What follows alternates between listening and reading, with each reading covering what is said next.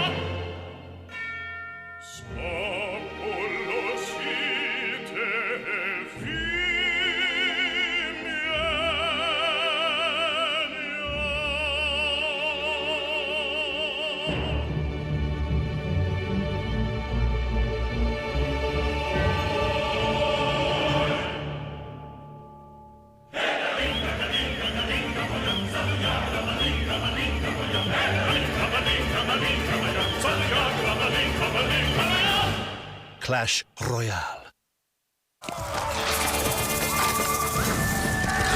Hello!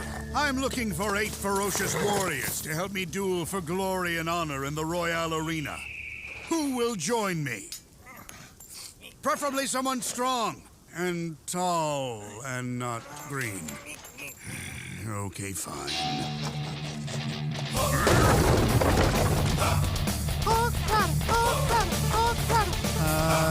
Yeah. Nice. One hill. Soon you must fight and summon the force within. All right!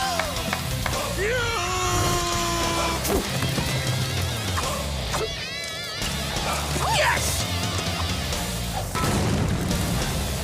On top!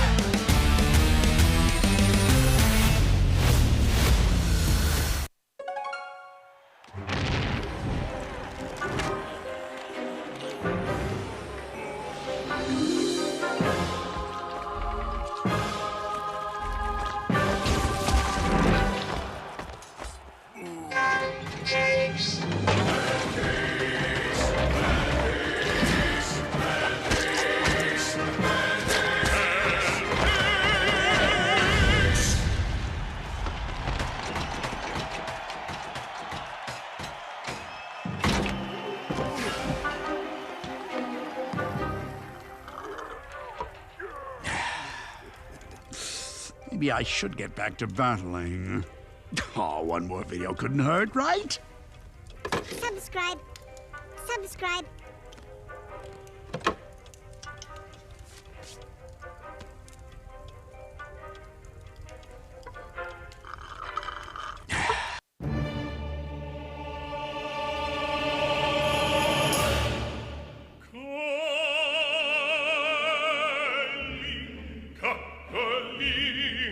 Kalinka, moja, saduja, Kalinka, moja.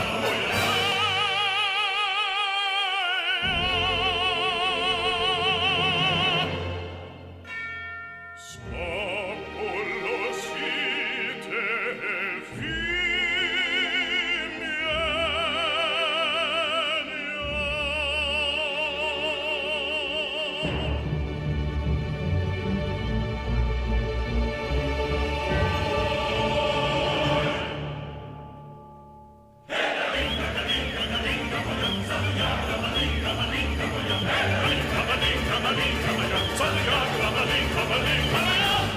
Clash Royale.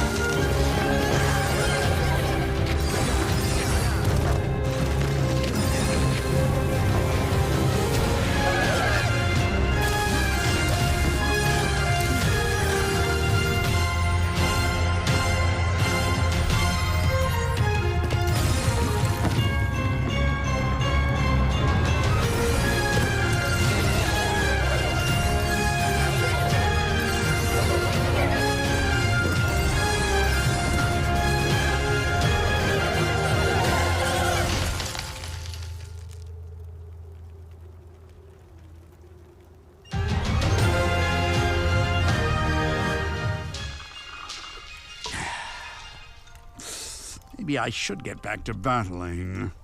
Oh, one more video couldn't hurt, right? Subscribe. Subscribe.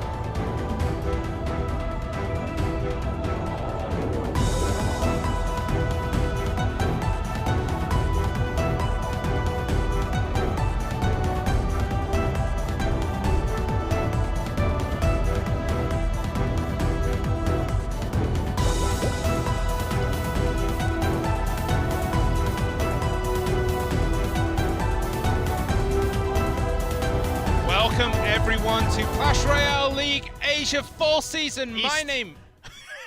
Clash Royale East Fall Season. My name is Simon. With me is G-Clef. G-Clef, how's it going, buddy? I'm that G-Club. It's week 2, man. And it's been quite a lot of fun in week 1. We had some crazy cheese decks in 2v2. Lots of crazy decks going wild in 1v1. We thought it was going to be Graveyard and lots of RG all of a sudden. Now we have a lot of those customized decks from a lot of players. A lot more Royal Logs, not just from the Chinese player. It has moved on to the world. Plus, we're having a lot more spell baits these days. So all over the board, I'm pretty sure it's going to be about the same in week 2. I like how you say we're getting a lot more variety. I was writing down every deck we saw last week, and I must have wrote Graveyard 100 times. Graveyard is absolutely everywhere right now, G-Clef. Yes, that's right. Yeah, with the Knights, I do like the variation with the Valkyrie sometimes. And not just with the ban cards happening with Night Ban, sometimes happening from No Tilt. There has been some Valkyrie, even Bowler, and lots of variation with that Graveyard. But we're not just staying there. We do have lots of lava compared to like the other tournaments. I don't know why. Last year, special season 2, a lot more lava compared to the rest of the world. I think it's just what it is. A lot of our players likes to play lava compared to the rest of the world. Yeah, we've also seen a huge rise in Royal Giants everywhere. Top ladder, no tilt. I'm expecting to see that E-Wiz variant of the Royal Giant deck today. But there's the outline. As you can see, the regular season does go through till October 11th. And then the playoffs start October 24th till November 1st. And during the regular season, it will be 2v2, King of the Hill. And then closing us off with 1v1. We've seen some crazy 2v2 games, Chico. That's Clone right. Mirror. Clone Mirror with And with lots of ban cards. And it won. It did get a What's win. that all about? It did get a win, and it was a fun game. It's a heck of a game. But are we ever going to see that type of play coming out in 2v1 ever again? Who knows? Check out the prize pool. First place, $120,000 G-Clef. Then it's 60, 30, 15 for the rest. A total $225,000 is the prize pool. We have 8 teams on the right. You know all the teams, but when we get to playoff, we're not going to see the bottom 2 teams. I think that's going to be the key part of the regular season. Which 2 teams are not going to make it into that playoff. We'll see what happens. Only week 2, but we do have matches. Lots of big matches. Kicks, their second match of the season against Nova, the revamped Nova Esports. That's going to be an exciting match. Second match for the night. Korea versus Korea. Who's going to be the better Korean team? We'll find that out. And the third match, Ponos versus WEDGM, who's actually struggling. To be fair, What's happening, Simon? To be fair, they played 2 of the strongest teams. They played first and third last season. They were themselves second. But WEDGM are currently propping up the table at 0 and 2. But Ponos, they haven't looked that great either. 1-1, and their victories never seem to be as decisive as, you know, many people are thinking. Now that they got Mugi, they got KK, you're thinking, all right, Ponos, they can't lose this. They're going to dominate everyone. And then Mugi hasn't had the greatest of starts compared to someone like Hajime, Light, Yuya. He might not have the best record compared to the other rookies this season. At least getting a win. I think that's a start rather than just losing every single game. But from the expectation, I was also wondering, and a lot of people were saying, okay, he's going to dominate. He's going to be the new rising star of the entire league.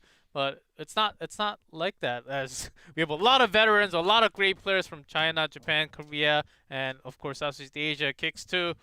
And you can't just suddenly kick in and say, okay, I'm gonna just win everything. That doesn't really happen. You say that. Hajime's debut last week. Okay, his second match wasn't that great, but his debut, all killing a team. I mean, you just don't see that these days. Was that the only all kill?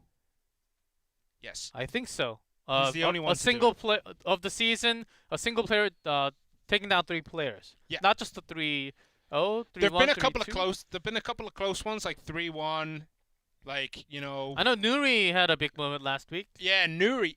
How did Nuri end up being the MVP in terms of crowns on Fantasy Royale? Nuri, the guy who I think was coming into this with like a 33% win rate, ends up like just dominating last week. Expectations from the fans and a lot of experts were very low for Nuri. Yeah. And then just after rewatching that match, it seemed like he really found a couple of decks he really likes to play, and it's actually working out really well. He had some crazy counter matchups too within, I think, at least one of the three was. I believe his first game was actually like that. So he did get lucky with that deck choice going into that matchup. Plus, those other two were really great. So it seems like Team Timing can do a lot better than we thought this season. Saying that though, Team Timing do have the lowest deck variance out of every team right now. Sado, for example, has played 3 games, has used 9 cards. One of those games, he changed bats for skeletons and played 3 games the same way and lost, I believe, each one.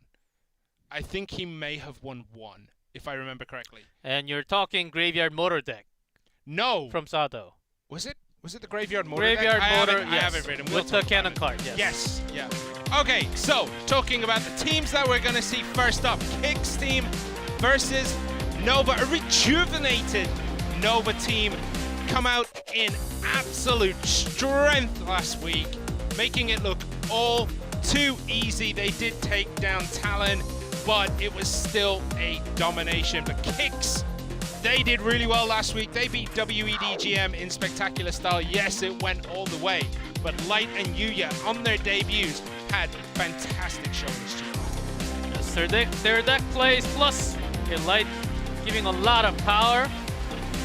That's the reason why we have lots of NAs on the left side of your screen, because Benzer did not get to play a single 1v1 game. He was not really needed last week. I mean, if your new players are that hungry for victory, you just send them out there. 2v2 player standings right now, I mean, a lot of 100%. Yeah, there's not much we can really say about this at this moment. These stats are still forming. We'll have more, probably, like, more of a understanding of the 2v2 situation right now in CRL East. Probably next week, the week after, that's when we'll finally kind of see it. And as you can see, Nova AUK and Elsiop, last week's 2v2. I mean, Elsiop looked rejuvenated next to AUK. Still early to really analyze and compare these teams, because they only had 1 matches last week. Kicks playing 1, Nova only playing 1.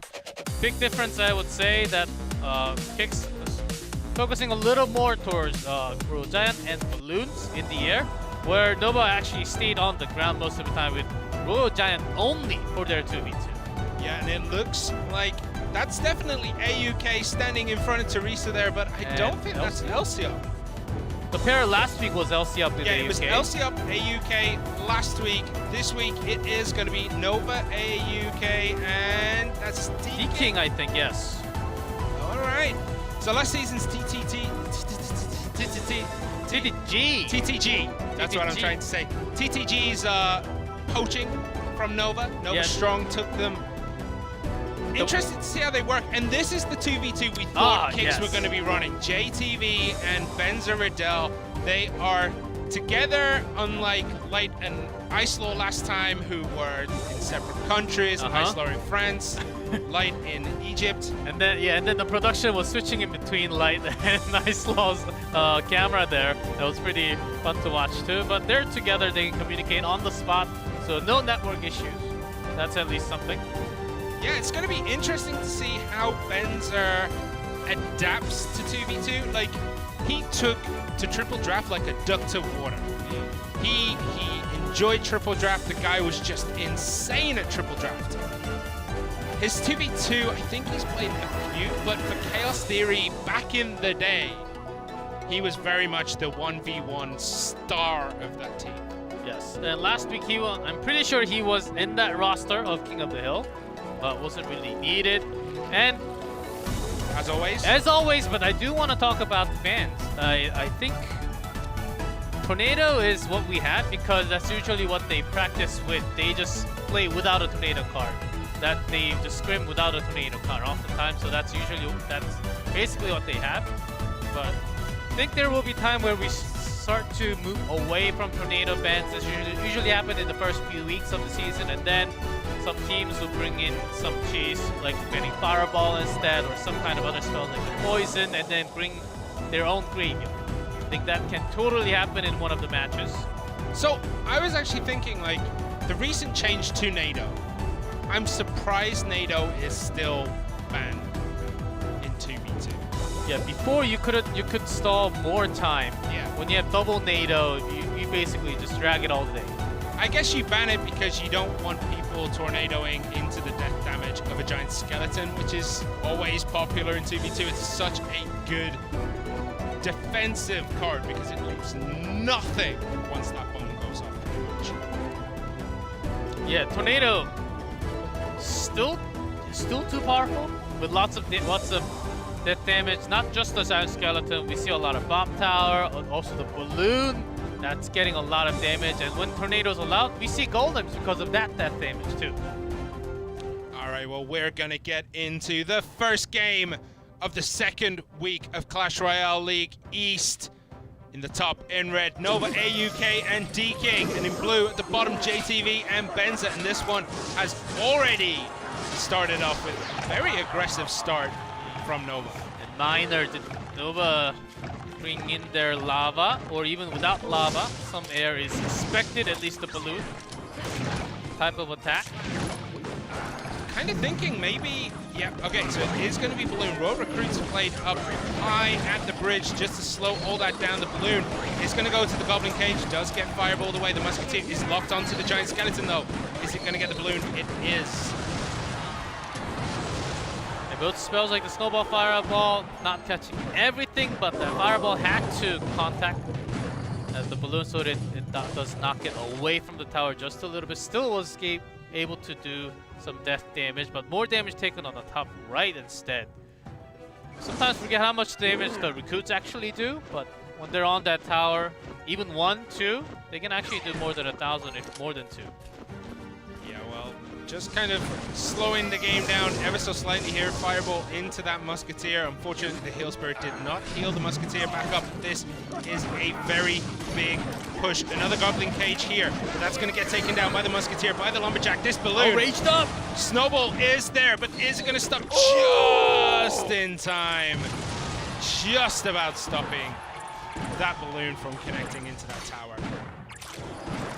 And at that moment, I was actually looking at the camera. The players are not even flinching at all. That's closest that you can actually get before the drop. I mean, they're professionals. They know the exact millimeters, the exact pixels. Nanometers before it actually reaches the tower and drops that bomb.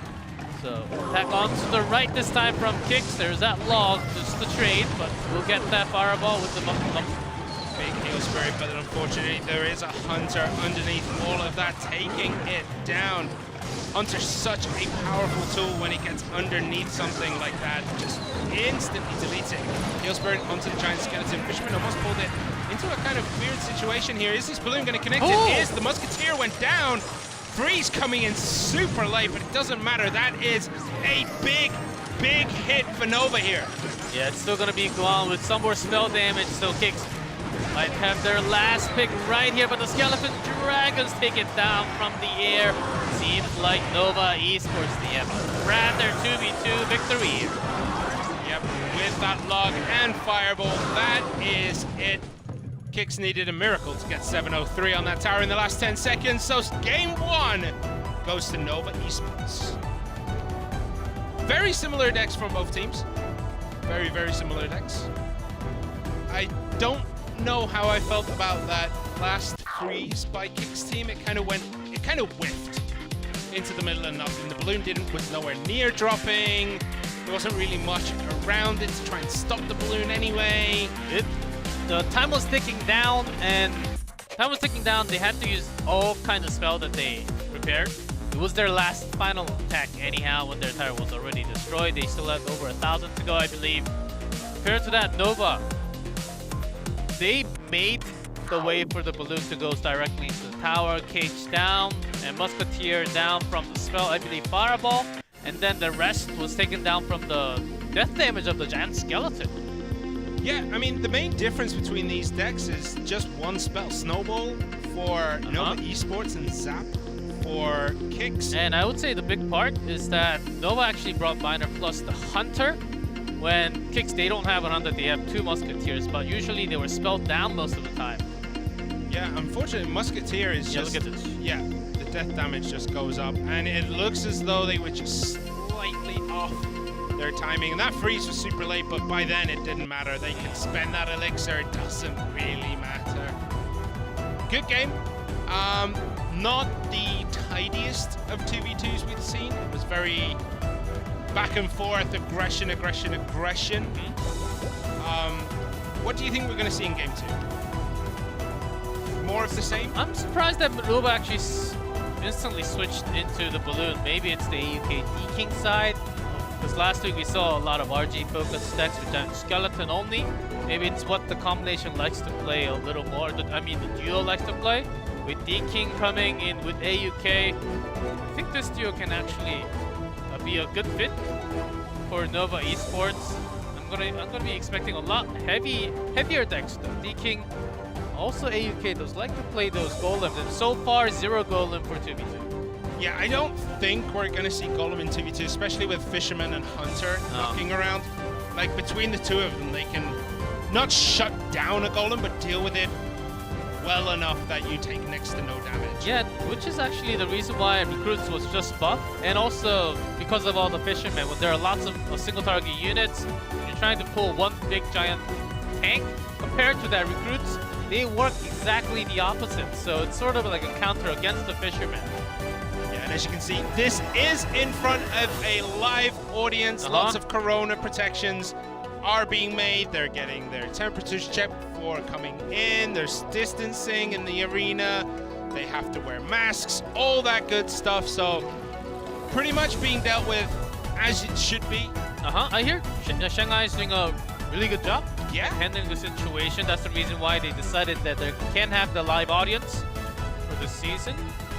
Only available, of course, for people in Shanghai, but I'm pretty sure a lot of fans around the world wants to go see it live when it comes to like the World Finals and maybe next year.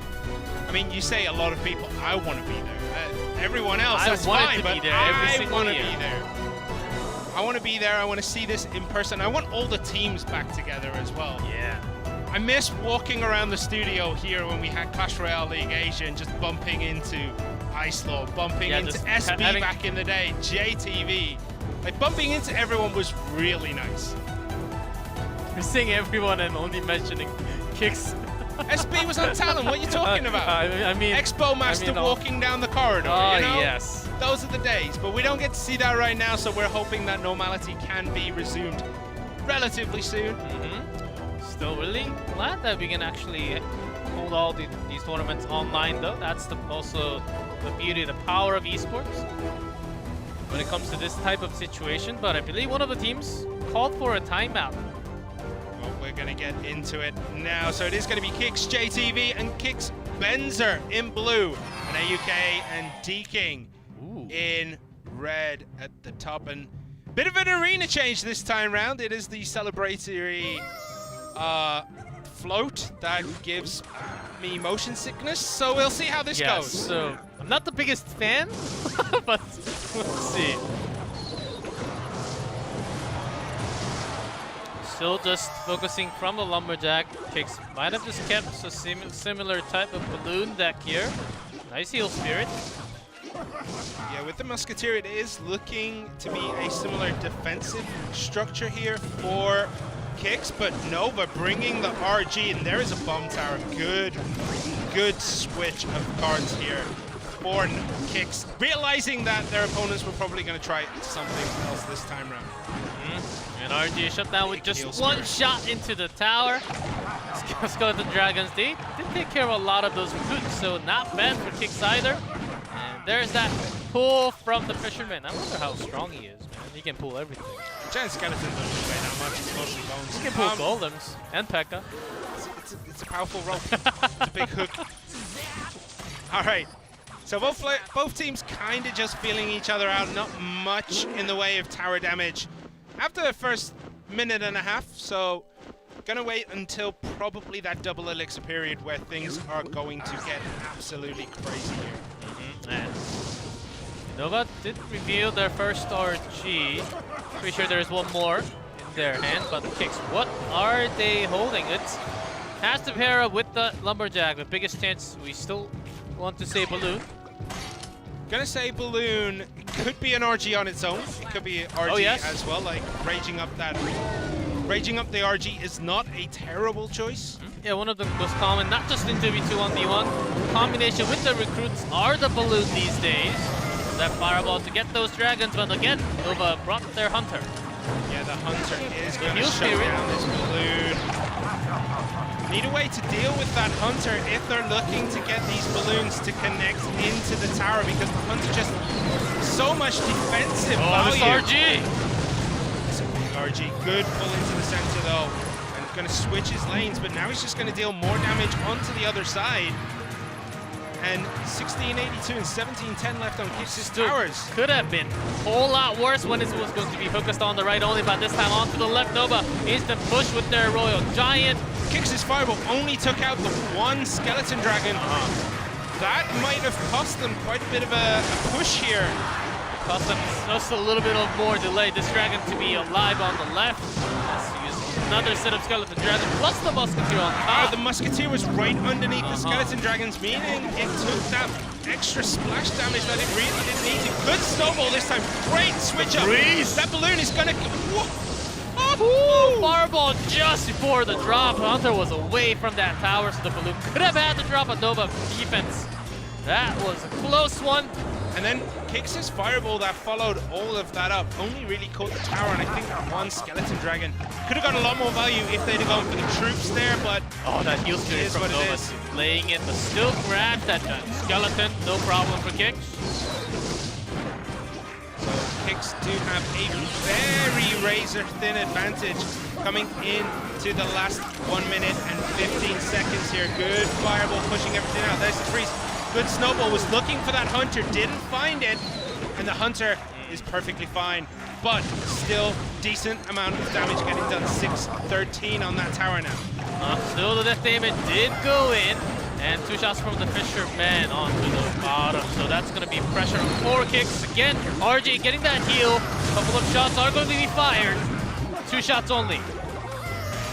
852 on that tower. Here we go. Another balloon loaded up, and another balloon. What a fireball from Nova!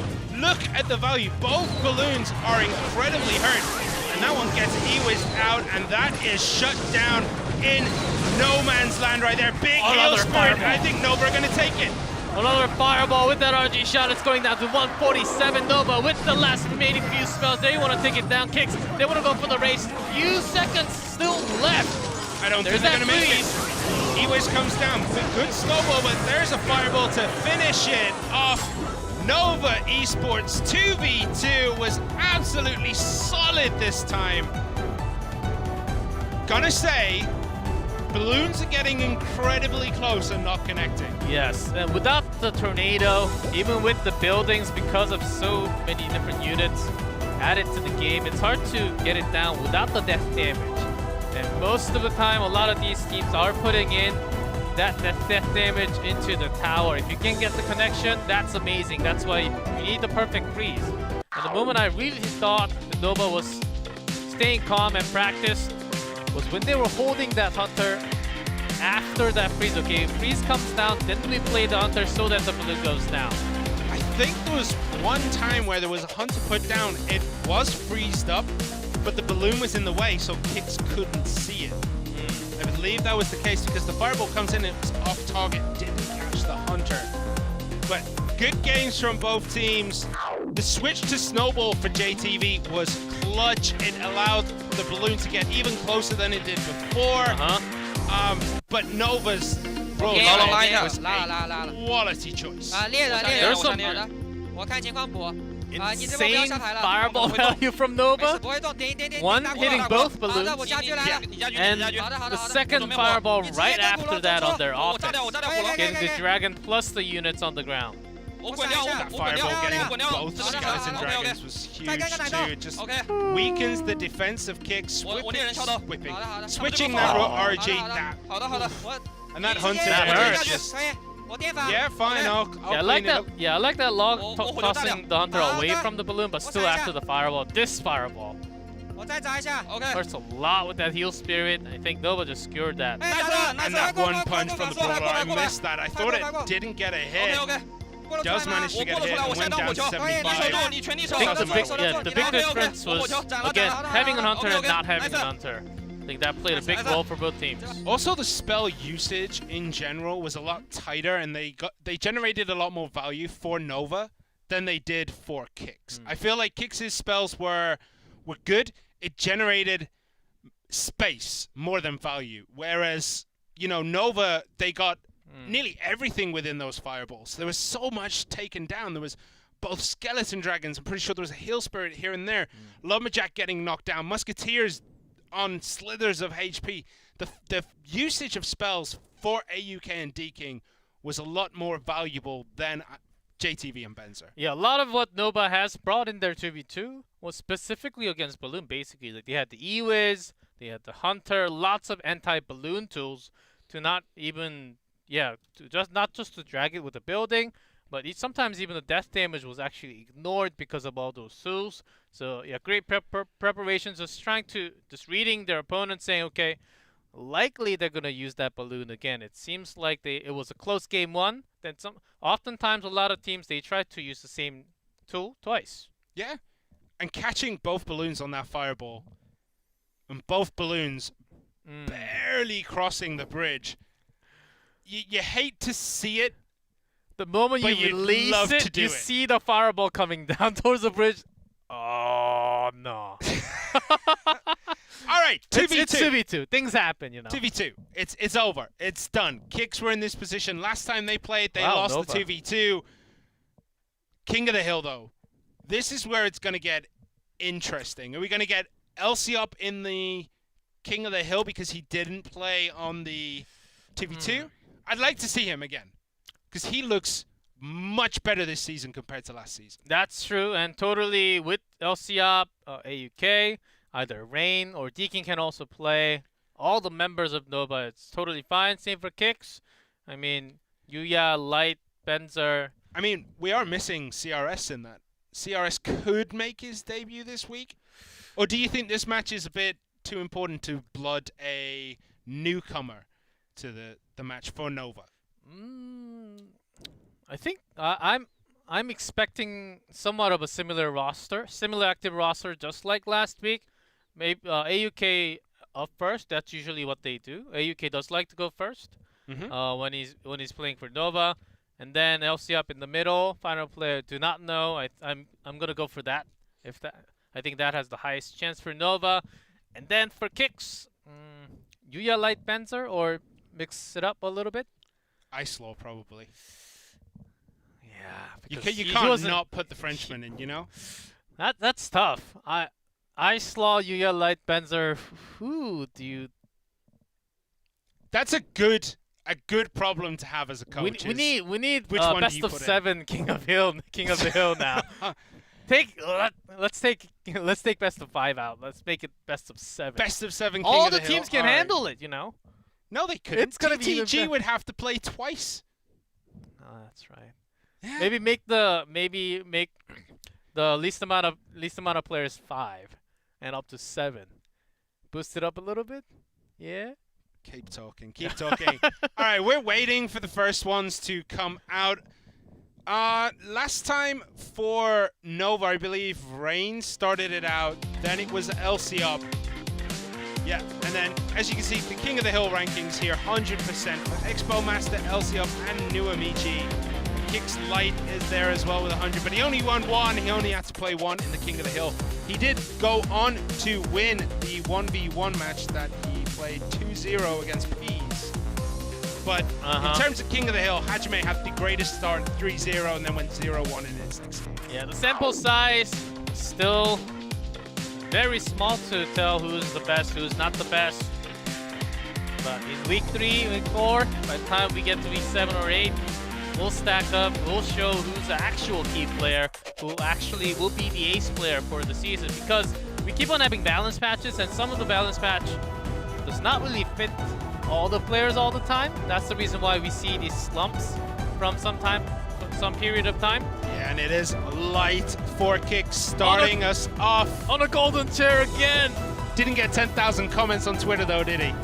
But still, Kicks Light played phenomenally last week. He played the Graveyard Baby D Knight. Ooh, it is CRS to start out. So 3.5, yeah, 3.5, the Ice Graveyard, and CRS. We have nothing. We have no real information about CRL for CRS because this is his debut season. He's played a lot in the semi-pro leagues, but we haven't really seen much in terms of him recent. I remember his Red Bull a long time ago. Yeah. Will he actually become the savior for Nova? I think this is a really good testing ground for him. Well, especially going being the first, yeah, going off first where there's a little bit less pressure on you. You know that your teammates could take over on the back end of things if you do go down. It's a good position to put in a rookie if you want to give them a chance to show themselves on this King of the Hill. Let's see what he brings. Skeletons with Snowball and Log. Snowball Log. What you thinking, G-Clef? I can see that. Those gears in your head slowly turning around, steam coming out of your ears. EQ, okay, now we're talking Hog, but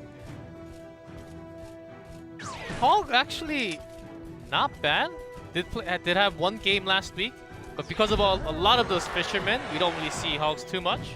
Goblin Giant, which probably means it's going to be a Sparky in the back, especially with this mini P.E.K.K.A on the back. For Light, this has actually seen somewhat of a resurgence recently. Just before today, Sado was in a Korean tournament, played this, and destroyed Jupiter King with it. So, it's a pretty good deck. It is very matchup dependent, but I think this matchup actually kind of suits Goblin Giant Sparky. 2 shots? Yeah, unless you have your Sparky already before the Hog Rider if you have a good read. You can limit to like one shot, but usually you do get that 2 shot. Light's gonna let this one go on its own, not gonna connect to the tower. Musketeer, usually the reason why Sparkies connect to so many towers in the last season almost made it happen again, but the Knight does end up blocking it, and a bomb tower coming down for CRS. It's almost as if he's ready. There's that rage, stunning rage. Made sure that snowball got next to nothing done, and look at that Musketeer. 1076 remain. Light with the timing there on that rage. Absolutely fantastic. Could have been even worse if that Heal Spirit did connect. Did not connect this time because of that log coming down from CRS. Still down to 1,000. Interesting again that Light is just letting the Sparkies go solo. It's hard. If he locks that Sparky with some kind of mini P.E.K.K.A or Sparky, then his own setup can be tumbled down because he doesn't really have that many triple elixir yet, and he doesn't want to just stay in defensive form. Well, yeah, Light seems to be preferring the Musketeer with the Goblin Giant. That's going to be a good Sparky. Only a little bit of HP. I thought it was going to get a lot more done. A couple of skeletons on that one. A Knight again on this one. So that Sparky didn't really get as much value as you expect, but it doesn't matter. Light's already back up at 10 elixir and rebuilds. There's the Musketeer. The Goblin Giant probably will come in just after this. Ooh, going for the Skeleton Dragons this time. Yep, just having that EQ for Psycho. There's no building from Light, and still you have to remember EQ does a lot of damage to the tower. He needs to chip in right now.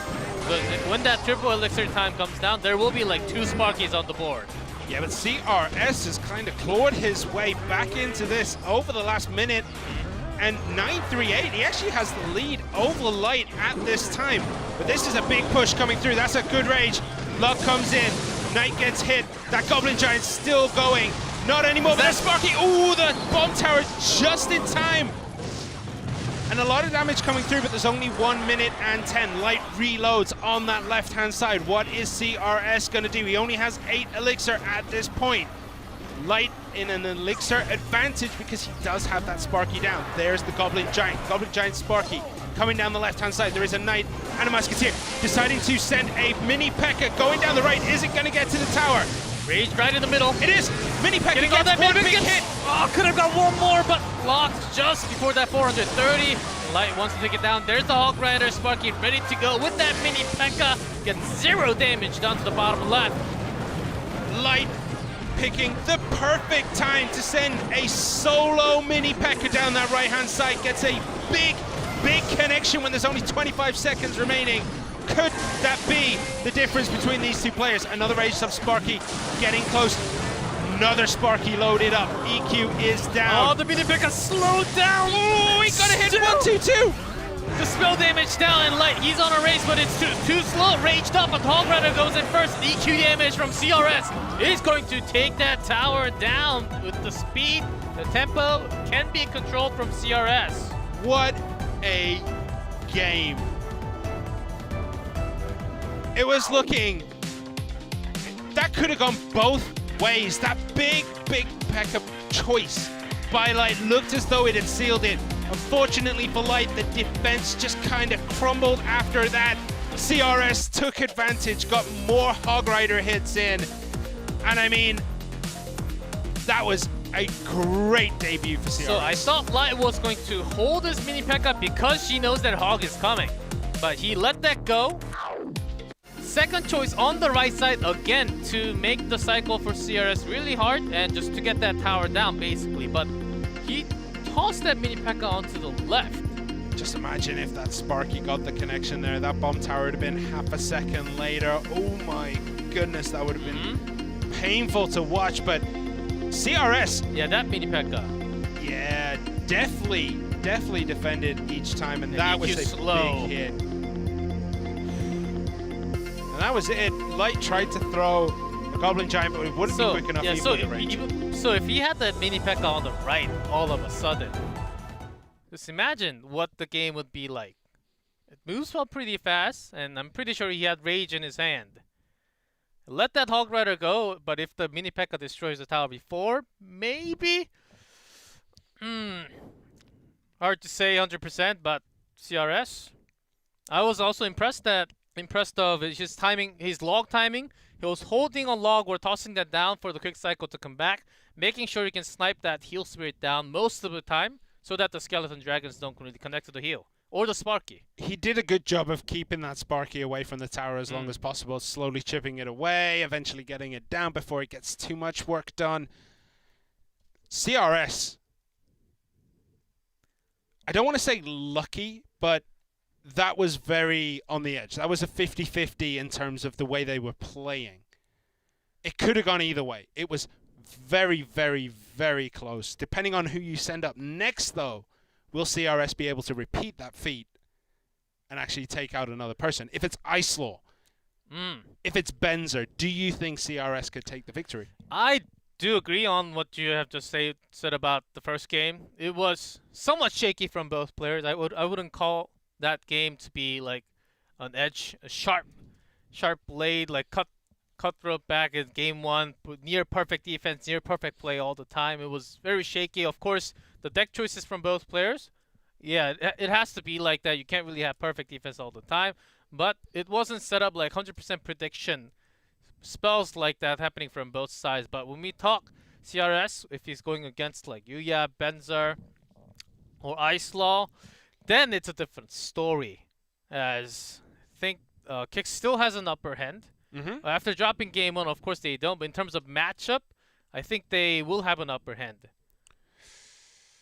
I don't know. Like, if after CRS you have Elsiob and Rain, it's going to be hard. It is going to be Yuya coming in the second spot here.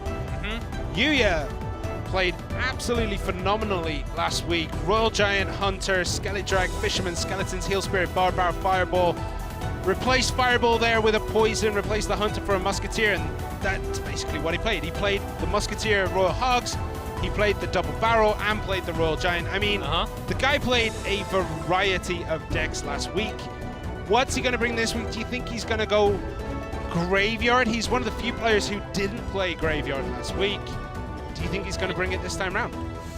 Graveyard has to be a deck that every single player should be at least, if not mastered already, should be near at a point of mastering the deck. But still, you can go towards the Royal Giant, Royal Hog with the Mega Knight, or even without the Mega Knight. Sometimes the 3 Musketeer Royal Hogs. A lot of those Fireball bait decks has been powerful, showing a lot of good percentage. I believe around 53% just last week on Clash Royale League East only. So yeah, I think that's a go sign for Royal Hogs. Not bad. Royal Giant about 50. Graveyard actually slightly lower than 50, I believe.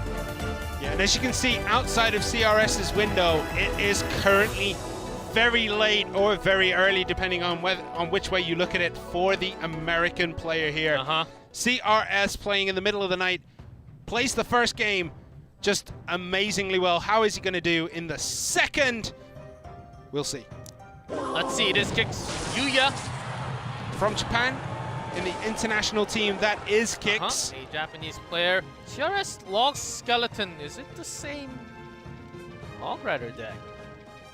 Could very well be. We'll have to wait and see what the next card is going to be for CRS. Well, Knight doesn't really help us all too much. And then all of a sudden could it's still an be Expo, yeah. Ooh, are we? Are we? CRS? Really? No, I can't. Well, okay. Uh-oh. Right, we're going to have to see Silence, we felt it, man. Oh, yeah, it is. With the Ice Spear, that basically confirms it. So, it depends now if you... Yeah, it's a Lava with the Inferno. So, it is a pretty bad matchup for Yuya, but he can handle it. CRS, he wants to do... Fireball. He has to do a whole lot of damage to begin with. Does Yuya not carry the Barbarians here? Because if he had it, he would have played it. With the Night Witch, he should have Barbarians with this. Even with Lava. With the Night Witch, sometimes you don't. Put the Night Witch where the Barbarian is. Took massive damage from that first Expo and just had nothing really to counteract it. Even the Miner would have been better than nothing. All right, the Lava Hound splits. Some damage getting done to the archers on the side. Whoa, one survives. Needed that second hit from that pup there. 1390, so pretty good push. But how's he going to defend this? Another Expo loaded up on the right-hand side. There's the Barbarians coming down. So he did have him, must have been at the end of his cycle, however. And what a big Fireball! Yeah, Yuya knew that Fireball was coming down anyhow, so had to split the those Inferno Barbarians. The Skeletons did not lock onto it. That's a big moment for Yuya now. The game not totally gone out of Yuya's hand, but still the Expo was able to connect before the Night Witch came coming down to the board. And that tower looks as though it is going to go down. 9-4-8 for CRS. CRS controlling this matchup with the Expo.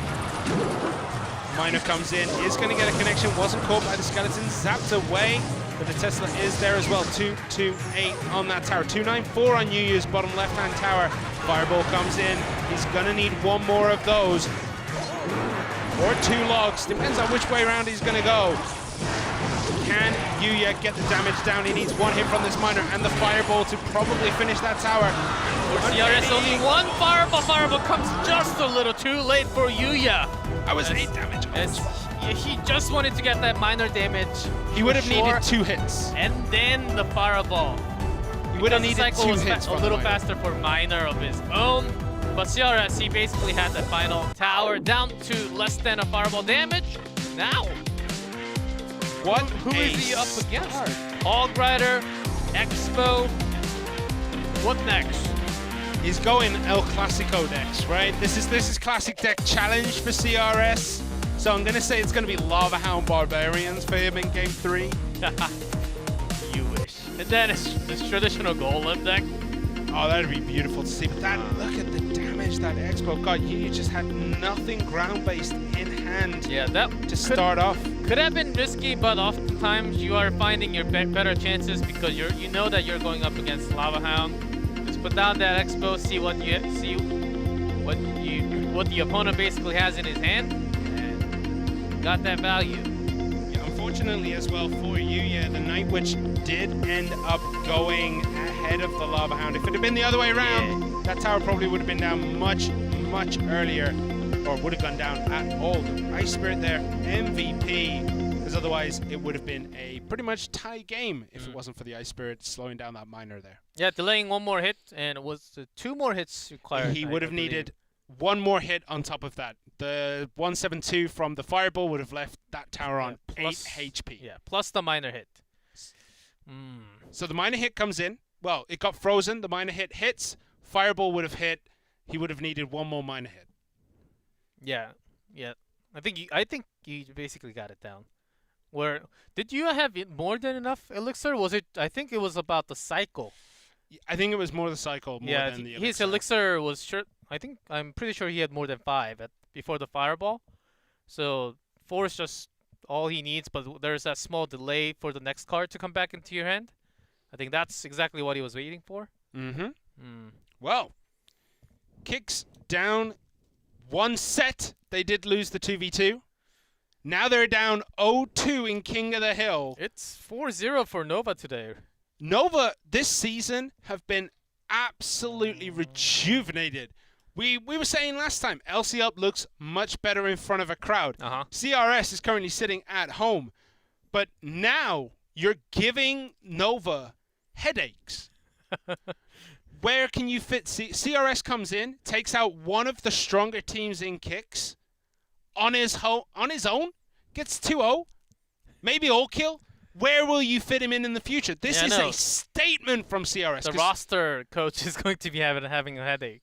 I was thinking like CRS may have, like, you look at TTG.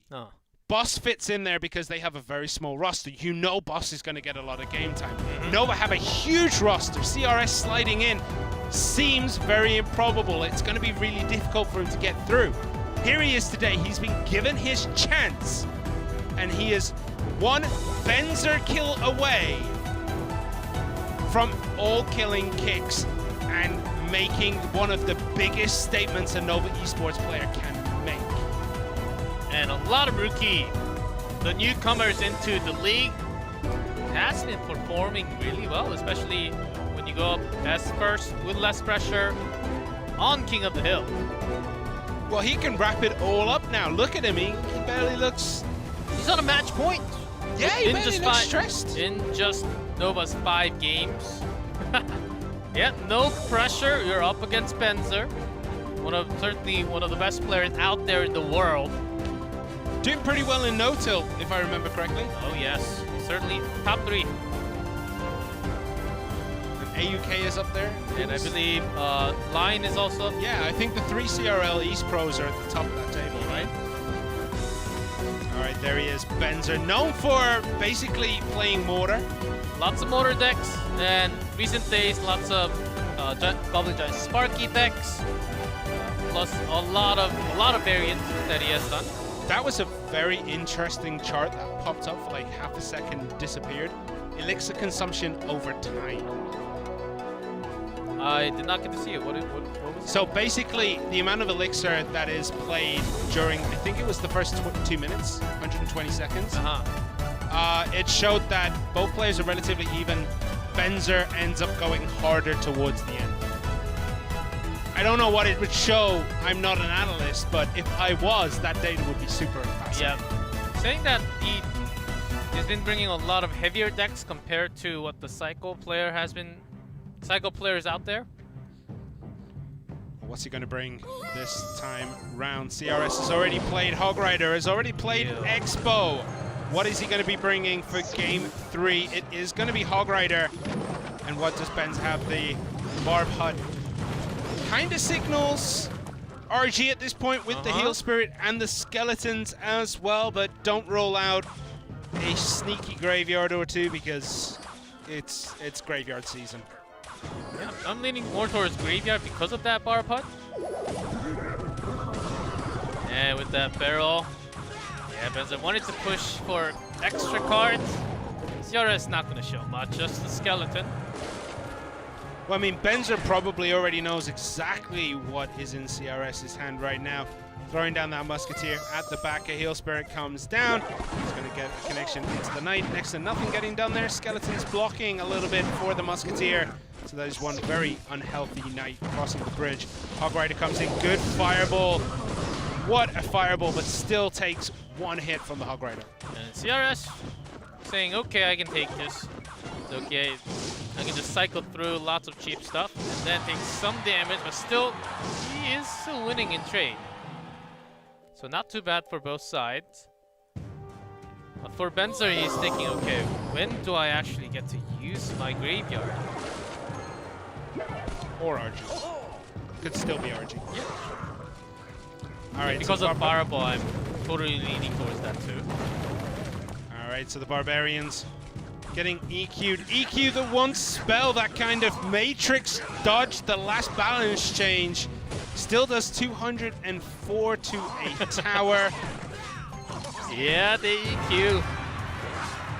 Maybe they forgot about it. No. Everyone forgot about EQ for the longest of times. So Fireball comes in, takes that Musketeer down to next to no HP, but still going to be able to finish off the Barbarians from the HUD. The Barbarrel doesn't connect, but doesn't matter, gets that one big hit.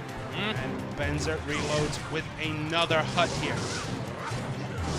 To get that down, basically just wants time to tick down so you can have one massive attack to basically get it down to like 1,000 and then finish it with the second attack. I feel like Benzer has to start making a move now. There's 25 seconds, 20-ish seconds left.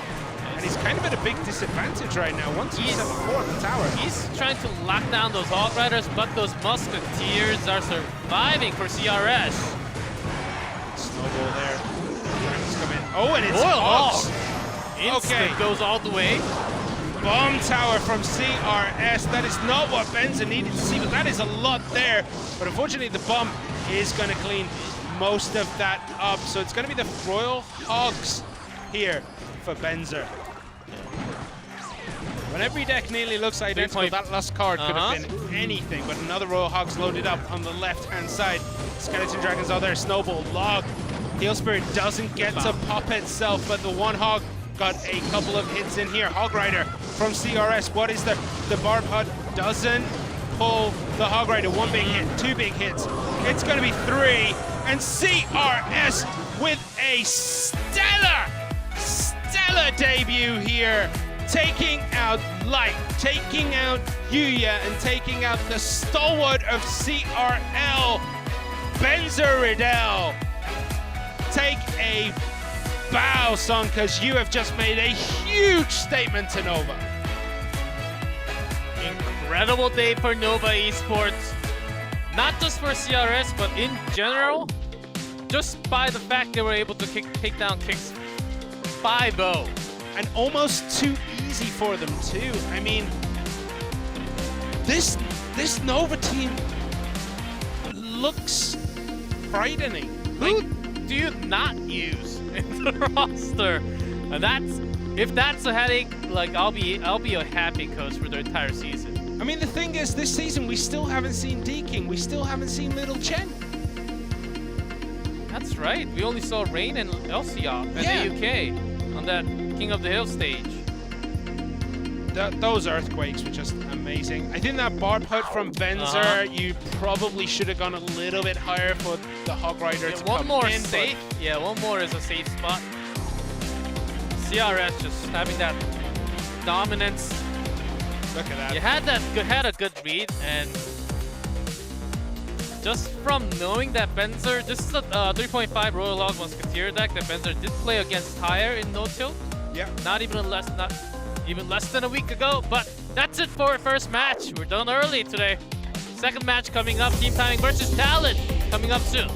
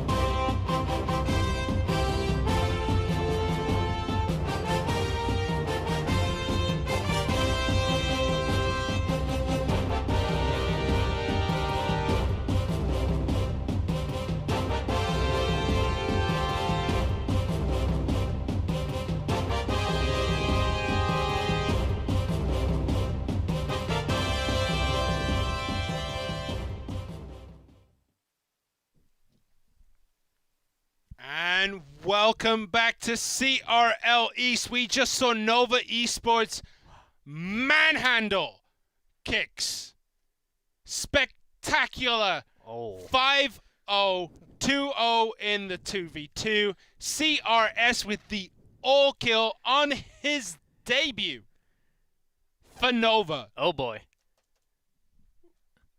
That guy has a very prosperous career ahead of him if he can continue to play that well week in, week out. But let's talk about... But look, before we jump into the second match, do want to mention his matchups were insanely favored, though. Expo Lava, Hog Rider Royal Hog with the bomb tower. Are you saying it's pure luck? No. Is that what you're going on? His studies. His studies, preparations, and Hog somewhat, I would say, really off the meta right now. But it still has great matchups. It still has great matchups. That's the reason why he used it. And yeah, really great matchups for him. I think biggest reason of plus his skills, of course, why he was able to grab that 3-0. And then now let's put that I was going to say, also, everyone has forgotten about EQ, which deals 204 damage to a tower. That's more than a poison. That's more than a fireball. It's only 60 less than a lightning. But considerably less. Yeah, considerably less elixir. Yes, that is true. And people forget about, of course, the attack slow was removed, but still the movement slow. Movement slow does affect, especially for those units like Mini P.E.K.K.A. When when you think they lock onto a target, sometimes they have amazing range, but when they're slowed, they're chasing a Hog Rider. Doesn't really work all the time. So Earthquake still a viable spell, not really used too many times, but still pretty good for Hog Rider decks. All right, next up, Team Timing versus Talon. Now, Korea. You were excited about this one before. Yes. I'm assuming you think this is going to be a Crown Fiesta. Crown Fiesta? As in, no game is really going to go for one crown. You're expecting 2-3 crowns in each matchup, especially if we get Sado and was it Greed last week who played the Mirror Clone decks in 2v2? Let me just double check. No, Greed played in the first match without, which was not his deck, and it was Sado plus... Can't remember 100%. No, it was Sado Greed. Was it? It was Sado Greed. Last week they played Clone Mirror. Just... What was that match? Giant Skeleton Clone Mirror... No, Giant Skeleton Mirror from both players. Clones to push everything forward, and another clones push everything on the tower. Yeah, using mirror. Dumb. Dumbest deck. I hope we don't see more of it. But secretly, I want to see more clown parties, because that was so fun. Maybe not, because I know a lot of Korean teams do have scrim within the teams and also against each other. Yes. Just from the Korean teams especially, and also including a lot of those ex-pros. Ex-pros? Ex-pro players. Oh, okay, there we go. Ex-pro players. So that might not happen. And when there are some matches like these, like Korea versus Korea, Japan versus Japan, like China versus China, when it comes down to these type of matchups, they go back in history and do what worked before. When we go back, just like the matches when we go back to like regional, back last year, 2 years ago, Japan going back all the way to having lots of baits only. Korea just going back to standard, like Expo versus Expo. That can totally happen in this kind of matchup. Yeah, and here we go. Team Timing. 1 win. They beat Fav Gaming 2-1. They did lose to Ponos 0-2. And Talon on the opposite side went 0-2 to Nova Esports, but that doesn't mean you're a weak team. It just means Nova's strong. Nova's incredibly strong right now. Yep.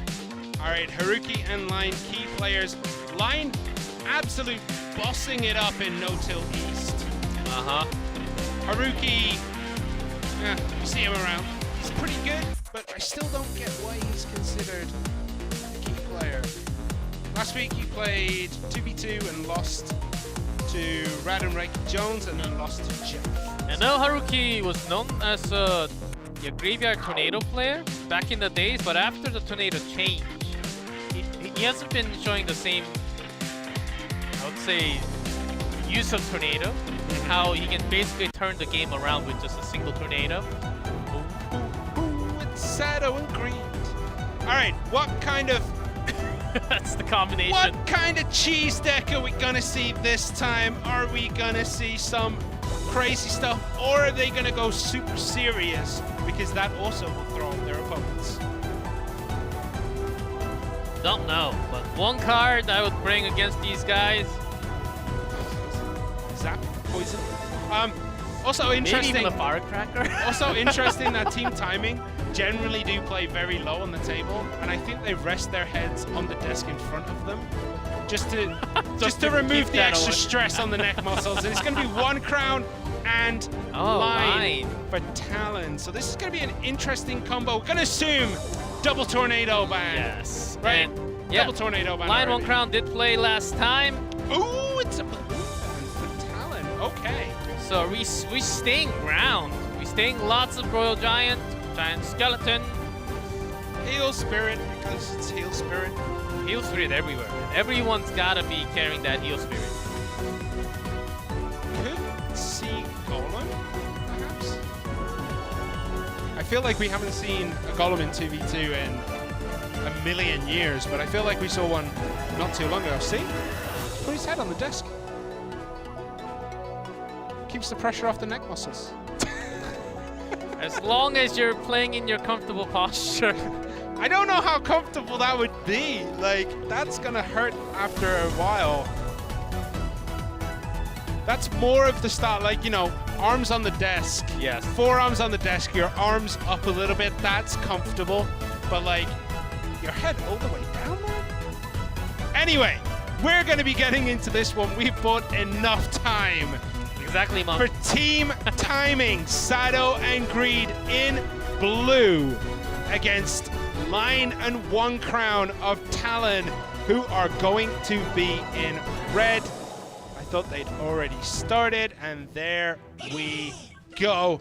Spear Goblins to kick us off. The log actually missing 1 of those goblins, so Team Timing take 1 hit. That's not too bad. Disaster. It's a disaster. They may as well just turn off the game now. From a spear? Come on. All right. Your teammate has left the match. Interesting to note, Sado was playing about 3 hours ago in a Korean tournament called Royal King. He 3-0'd Jupiter King. More on that if we get to see him on the 1v1s, because those games are pretty good, and Sado was playing flawlessly. However, he did bring that Cannon Card Graveyard deck that he loves so much. Let's see. With the cage, I'm starting to smell some graveyard. Not just from one, from both. Double Graveyard is definitely a possibility. Ewiz is there. Heal Spirit comes down. Snowball to push that Ewiz out of the heal. Almost. It did push it out of the heal.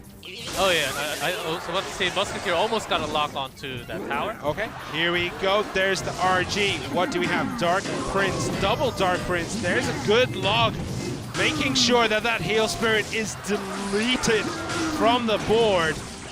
Not healing up that RG, so pretty good defense. Still took quite a few hits though. Did Team Timing, but those bats are gonna get equal amount of damage in 1859 remain. Nice. Pretty good exchange there for Team Timing. And then South Agreed, what else do they have with those Dark Prince? They gotta have some massive push. They're gonna have mirrors and clones. No. Is Clearly it? not. Mega Knight there to come down. There is the graveyard. The Goblin Cage is down for Talon, but a poison. Not what you really want to see when you are a graveyard player. Heal Spirit heals up both of those skeleton dragons. And that graveyard didn't really get much done. Yeah, because of defensive poison, was able to do some damage, not a massive one. What else do they have? On the graveyard, there's a second one with the MK, both by the Fisherman and the freeze. And the arrows actually going into where the Musketeer is. Those skeletons are going to get a little bit more damage. 1160 remaining there. And there are 3 skeleton dragons remaining on the field. On the right side, they're less concerned about that. Team Timing trying to have that block massively with the Dark Prince. So now Talon all of a sudden switching it up to the right side. There's that cage block. Good cage placement here, but another RG coming down the left, and there's no other cage to stop that one. Mega Minion is there. Mega Knight as well, trying to do what he can. Still takes a couple of hits. 1, 1, 1, 3 remaining, and a Graveyard loaded up for Team Timing. Freeze is there, but the Mega Knight does go down. And then there was a defensive poison from Talon's side. So getting that defense pretty well read, and Skeletons couldn't really do too much damage, as Hunter was also caught in that freeze. All right, it seems there was a... I think from the camera, I think the game was still going on, but Yeah. our observer lost connection. We're gonna have to see what's going on with this one. We're And then back intense on music. camera. Intense music with the stage. I wonder what happened exactly. I don't know. But if that game continued, I would raise my hand for the Graveyard from the bottom. I think Graveyard had a really good, even with that defensive poison all the time, the freeze was catching the tower, and Skeletons were doing some damage. And they would have loaded out with another one. So we don't know what's going on right now. We're waiting for confirmation. You also caught us in our looking at the screen thing because it's down here, and we're both like, what's going on? Oh, you hear the game sound. Let's go. There we go. Okay. 3, 4, 3. We don't know what's gone on in the meantime, but RG. that's some big damage here for Team Timing. But 30 it's this seconds left. RG. No Get shot. it. No shot, even with that Hill Spirit. So the second RG comes down, but with the Graveyard, but no one crossing the bridge for Team Timing. So there has to be some more damage, but no poison, only the Spear Goblin. Hit poison is there. There's the freeze, and Team Timing take the game. We miss a big chunk of that, but just long enough to see Sado and Greed take game 1. Filling in that middle information, I am 100% assuming a Graveyard came down, a freeze came down, and it did quite a lot of damage. Yeah, about 500-600. I think that's one Graveyard push was all we missed, I think, and there could have been another Talon push, but limited that down to at least like maximum 2 RG shots on the bottom. That's why it was about 900 left. So 7 RGs played compared to 5 Graveyards. Graveyards do take it. Look at that, 18.19 elixir leaked for Team Timing, and they still take the victory. Yeah, even without delivery, Team Timing, they were able to basically close that bridge down with the Mega Knight spawn. Lots of their spells happening, and the Bat's actually helping a lot, just deleting those Skeleton Dragons. Yeah, and also that log was so clutch taking out the Heal Spirit. And I mean, you expect a Heal Spirit here. There it is. It does heal up, but not enough. Just so much in the way. And with that many bodies on the bridge, that RG is never going to get through again. And even if the Skeletons weren't finishing that, how do you stop that much stuff coming down? I mean, at that moment, you're slightly thinking, like, do I just put one on the right and look for some amazing defense? But still, I believe it was down. Left side was down to 900, right side onto to 1700-ish. So the gap was pretty big. So you can't really have another push, or else you're just gonna lose in time. They were about to push with another Graveyard. So Talon was caught in no man's land there. Yeah. Sorry. Hold on. I'm holding on. Hold on tighter. Holding on tighter. Sado and Greed's 2v2 Uh-huh. is looking really good. Really, really good. This isn't where we were expecting Sado to be utilized. Was that what I We was weren't holding on to? Yeah, because I was double checking. Like they did beat Kitashin and Kensameshi, who at some point in 2018, towards the end of the year, were considered one of the best 2v2 pairings at that time. They were phenomenal. 2019. What am I talking about? 2019. Just 1 year ago. Yeah. They were phenomenal as a pair, and Sado and Greed made them look like chumps. So here we go against Line and One Crown. They come in, Balloon is banned. They're just like, all right, well, don't worry about it. We got it again. Yeah, it has to be ground, so Mega Knight is definitely needed to get that bridge. Bridge spam, the reason why we call it spam is because it's important, like against Graveyard, against Royal Giant, against basically like Royal Hogs. If you win that bridge war, you you basically win 70% of your game already. Yeah. You need that spawn damage, like the delivery or the MK. Well, we're gonna get into this one. Team timing, Sato and Greed in blue at the bottom. Talon, Line and One Crown in red at the top. And what have Greed and Sato bought? Are they gonna go cheesy cheese for game 2 since they're already 1 game up, or are they gonna play super serious for game 2 here? Well, they can still go air with Lava Miner without the balloon. Looks like a replay of the last match. RG from Talon. Dark Prince from Team Timing kind of indicates, yeah, it is going to be exactly the same matchup here as game 1. With Team Timing's E-Wiz, I believe they didn't have their E-Wiz last game. So No, they did. They did? I think they did. Yeah, Talon certainly had their E-Wiz. The Team Timing might have switched up just a little bit. Let's see. Is it just going to be the same to Dark Prince with the Mega Knight and the Graveyard? The Baby Dragon is a little bit different, but not too much. Oh no, they had it last time as well. This is almost the same. Poison comes down, Mega Knight at the bridge. Log to push it back. Heal Spirit though does get a connection. The Log didn't catch it in time. But that is a very, very healthy Mega Knight crossing the bridge here. You have the Brawler. And Brawler is actually pretty strong. I mean, Brawler, no armor, nothing else, and still destroys that. It's all muscle, Mega mate. Knight. It's all muscle. That's why you gotta work out. That's exactly the reason.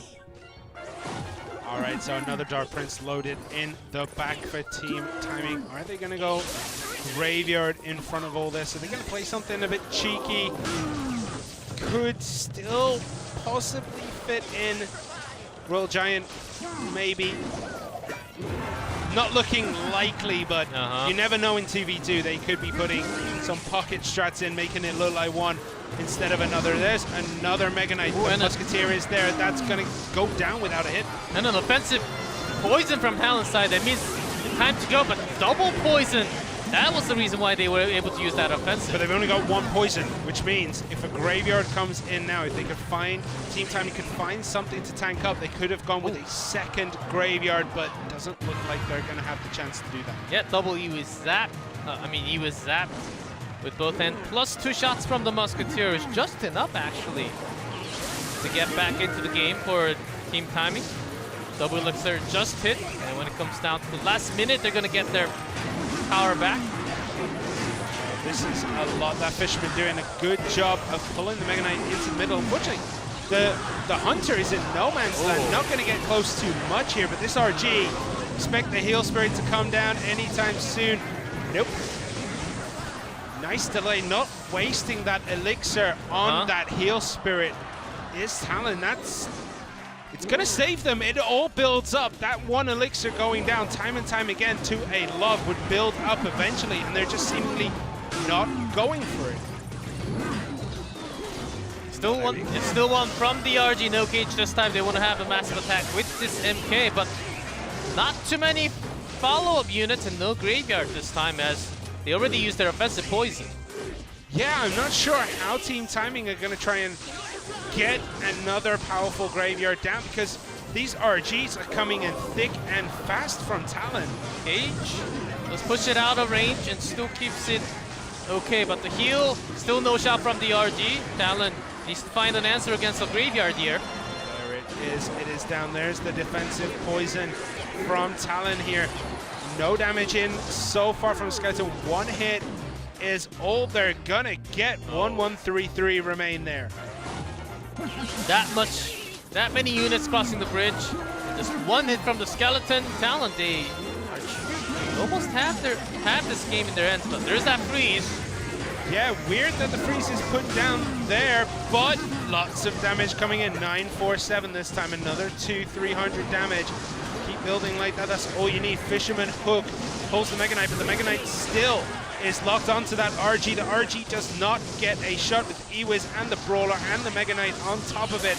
Can't quite break through, but still, this... Yeah, without the fireball, the Skeleton Dragons, they are just too powerful. There's that offensive poison again, and RG almost makes it and gets a shot with the Log damage. Talon is going to take game number 2 away from Team Timing. Both of those heal spirits getting that connection changed that push. I think it would have gone down a lot quicker if it wasn't for both of those heal spirits getting those big heals off. Yes, Talon this time, they really needed that fireball in this game. When the Skeleton Dragons are in the air, they were stacking up and receiving those heals from the heal spirit. I mean, that's the reason why they had to basically throw down that freeze, which everyone saw and thought it was weird. Why there and why now? Stopping the defensive units from taking out your Mega Knight, I guess, is a good decision. It's not a terrible play. The Princess Tower is already connected onto a forward unit, so not a big thing there. It's just protecting the Mega Knight. Yeah, we could see from these moments as Team Timing was using those defensive poison, and when you think you have those dragons down, Talon was basically healing that up with those spirits. So poison was basically,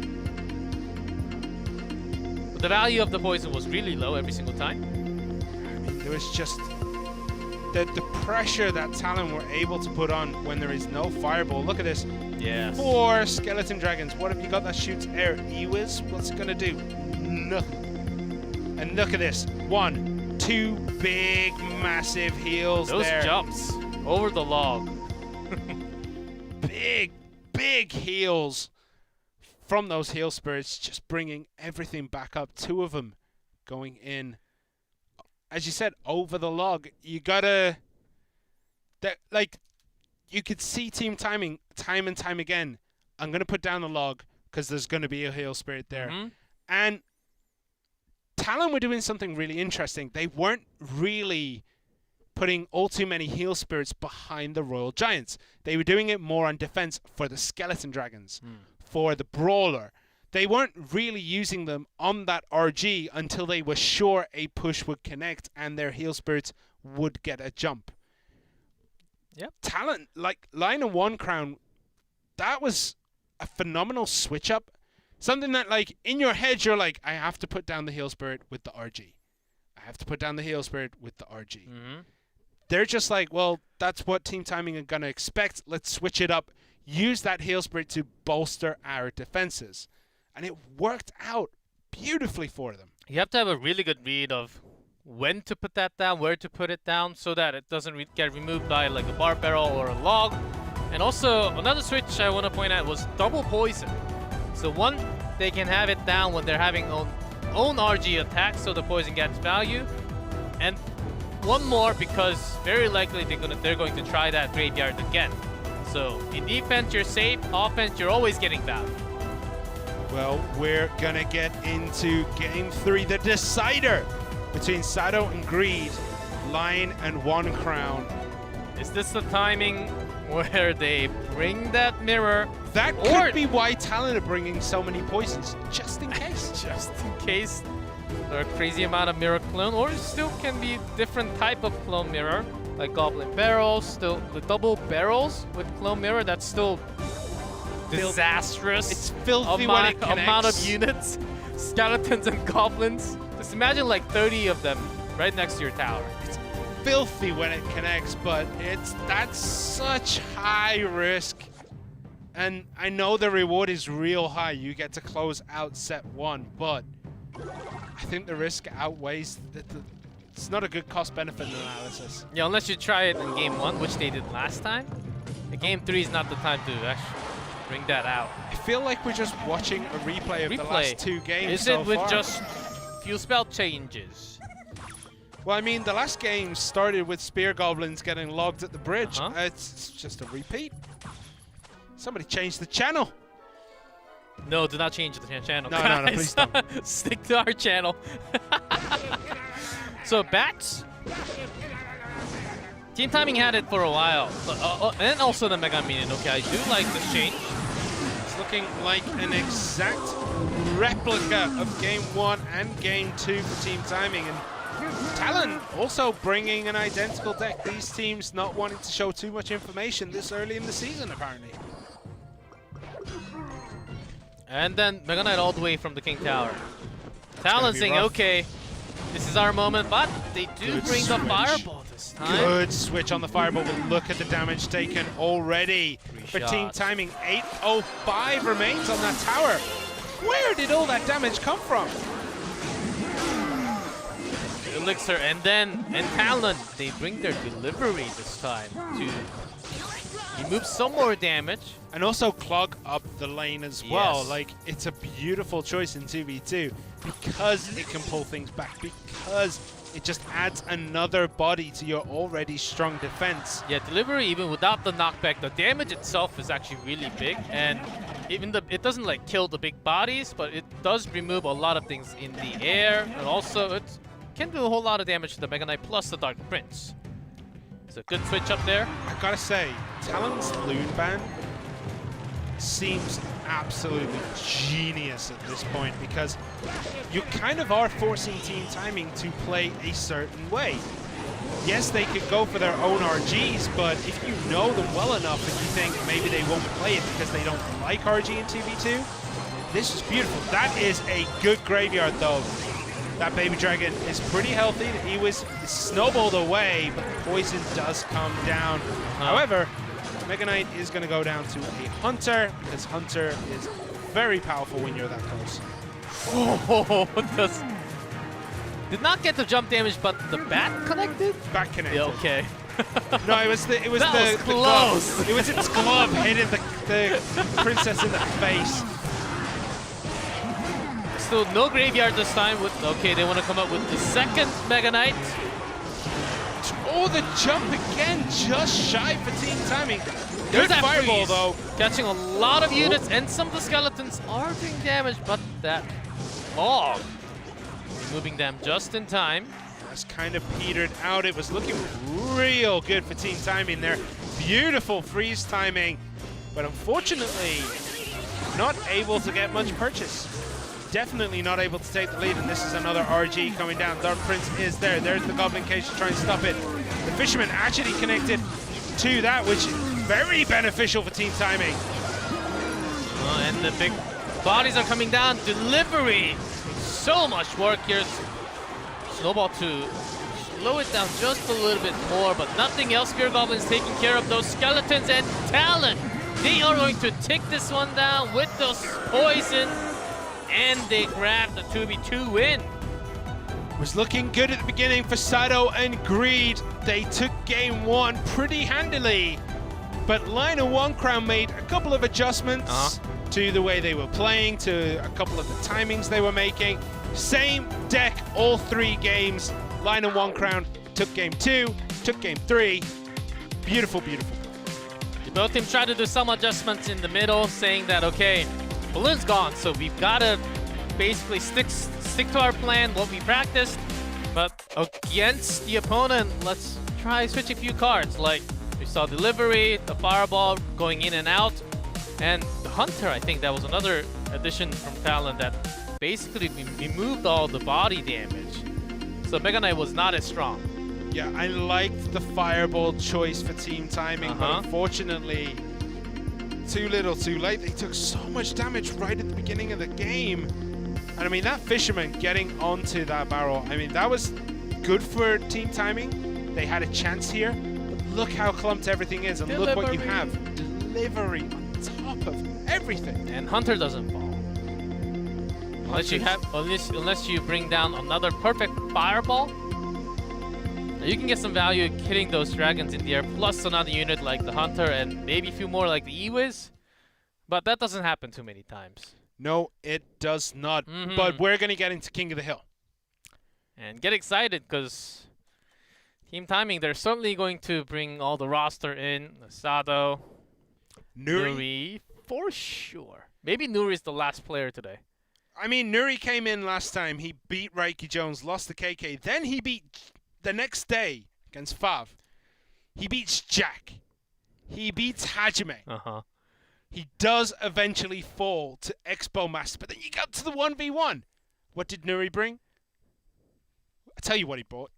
The same deck he was playing all day long. Yes. And beats Jack 2-0.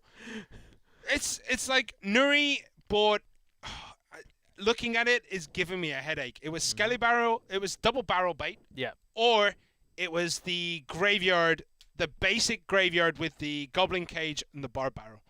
I mean, it's giving me a headache looking at it. Team Timing do have the least variance in terms of decks in King of the Hill. Sado as well, last time bought Graveyard, Mortar, Cannon Cart, Musketeer Knight, Bats, Arrows, Royal Delivery. He bought that twice and then changed Bats for Skeletons once. However, as we were saying, in today's tournament, the Royal King tournament, Sado did play against Jupiter King. He did bring a Ram Rider deck. He did bring Sparky Goblin Giant. And he did bring that same graveyard deck with the Cannon Cart. So... Cannon Cut Mortar, yes. The Cannon Cart Mortar. Yeah, graveyard, not the Ram Rider spam that we talk about sometimes, but when we talk Sado, it's the graveyard mortar cannon cart that we do see it in the West, you know, a few times, and that's been going around and actually having a great win, especially when you go against a graveyard versus graveyard matchup. You do have a huge favor with that motor placement, so I think that's a really big benefit, how you can actually have a motor as a building, plus the cannon cart. If you're really good at using cannon cart, you turn that into a building too, and you can sort of have, if you have a really good read, then you can also sort of read where it's going to fall and turn that into a building and go against some bridge. And that has been working pretty well in some tournaments too. Yeah, and then you look at Talon, who have not had the best of times in terms of King of the Hill. They did go 0-2 against Nova, with only Gerald managing to beat Rain. So we don't have much in the way of decks for Talon, but we have seen Hog Rider with the Bomb Tower, we have seen Graveyard, we've seen Royal Giant. So they can play a lot of these meta decks that are knocking around right now, but what are they going to bring today? It's going to be Nuri out first for Team Timing. After a pretty strong showing last week, where he ended up being MVP of the week with 7 crowns over everyone else. What's he going to be bringing in today? So I'm feeling some more recruits, the balloon recruits, or maybe just the balloon miner, even in 1v1. Has been having lots of success. Or sometimes with the giant skeleton variant. This is 1 crown coming out. Shaking that leg, just warming up before the match. So we're going to see what is going to go. 1 crown during his... Oh, no. No, Geralt. It said 1 crown on the I think, yeah, I was about to say. All right, well, Gerald, because he did turn into a different person. They probably just forgot who is who. I mean, when I saw him... We keep on seeing the old image, too. I think I hope they fixed that by now, because I can just imagine Gerald being like, look guys, that's a different person. That's me from an alternate universe. Okay, during the last 2 games that Gerald played, because he was the 1 person to win last week, he played the Hog Rider with the Bomb Tower, with the Musketeer Knight Goblins, yada yada yada, Lug, Snowball, Fireball, Triple Spell. Then he bought Graveyard, Baby Dragon Knight, Ice Fist, Bomb Tower, Barb Barrel, NATO, and Poison. So a couple decks that he could be bringing today. He could be bringing something completely random at this point, and he'll still do pretty well, because he is a great player. We've mentioned before, he used to be called Mogun Quan on ladder. He had relatively massive success. He was always top 10 for a long time. So we're gonna have to see what he can do today against Nuri, who was playing very, very solid Clash Royale last week. Had a massive success. The end of week number 1, himself alone, just bringing in his team of a great win, which was needed, but which made all the standings very interesting, because Team Timing got that big win. Don't exactly know what we're waiting for. I'm pretty sure they're just waiting for that sign to go, the green light, to go into the match. If you were Nuri and you did so well with just 2 decks, do you continue to play those 2 decks? It's been a week. It's been Yeah, but more he than 5 played- days. 1, 2, 3, 4, 5, 6, 7. He played 7 times. He played 7 times last week. That's not enough. Make that 10. Fine. Okay, here we go. Nuri in blue at the bottom against Talon's Gerald in red at the top. And there is an RG for Nuri. It's an RG, but ready with Fisherman Hunter. Ooh, Fisherman didn't get the pull on the RG, got the skeletons instead. Good defensive play, good way to protect that RG for Nuri there. Yeah, Geralt also not bad. I'm sure he has his own RG. This is the E-Wiz with 3.1-ish. Very, very popular RG. See what else he actually has. Yeah, with the skeletons, oftentimes you don't. Yeah, from Geralt, you do not have that skeleton dragon in this deck with the RG variant. The response with the Musketeer only trying to remove the damage, but still the RG locks on once, twice. Ooh, if that Hunter had got a pull, that would have been big, but that Fisherman's going to connect on the Brawler, so this is a big hit. 1. He's going to get 2. Fisherman pull. Is going to get 3. It's still in range. Gets the 3rd. Nuri gets a big amount of value from that RG. Oh yes, all cards are created equal from the elixir. Except RG. Except RG. That's oftentimes what we think, right? Alright, good fireball. Not missing the skeleton. Dragons this time round. Skeletons played at the front.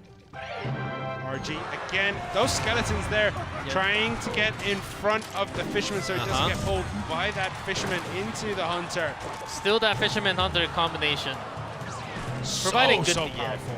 Great defense for lots of different deck combinations. Fireball, big fireball, 1 hit there. There's the log taking everything else out. Doesn't reach the tower anymore from there though. Yeah, you need to place it right at the bridge to do damage to the tower now. Right, another RG loaded up. Heal Spirit against Heal Spirit. Goblin Cage played right in the front. Skeletons are there. Is it going to go down in before a shot? Yes, it does. And that RG from Nuri. Nicely timed, but the Hunter is there to punch face. Big Heal Spirit though. 1 hit, 2 hits come in. 3, 5, 8 remaining. Yeah, because of the early log. And this, whoa, that's game with the fireball, 5 HP, and the log will finish the game for Nuri. The final push was the perfect heal spirit, but was basically from Geralt using that log a little bit too early, not having a big guessing moment against Nuri's heal spirit made it real too easy for that perfect heal. It was looking It was looking okay until that moment. Both players are kind of still just figuring each other out, like, you know, a couple pushes here and there, but Nuri, he saw a window, and instead of taking it, he decided to just throw Geralt out of it, because it was just one moment where there was a bit of a lapse by Geralt. It wasn't good defense, and Nuri just struck hard against Geralt. Do want to see that replay of that right before the final spell usage, the final push from Nuri. But let's go back to a minute in.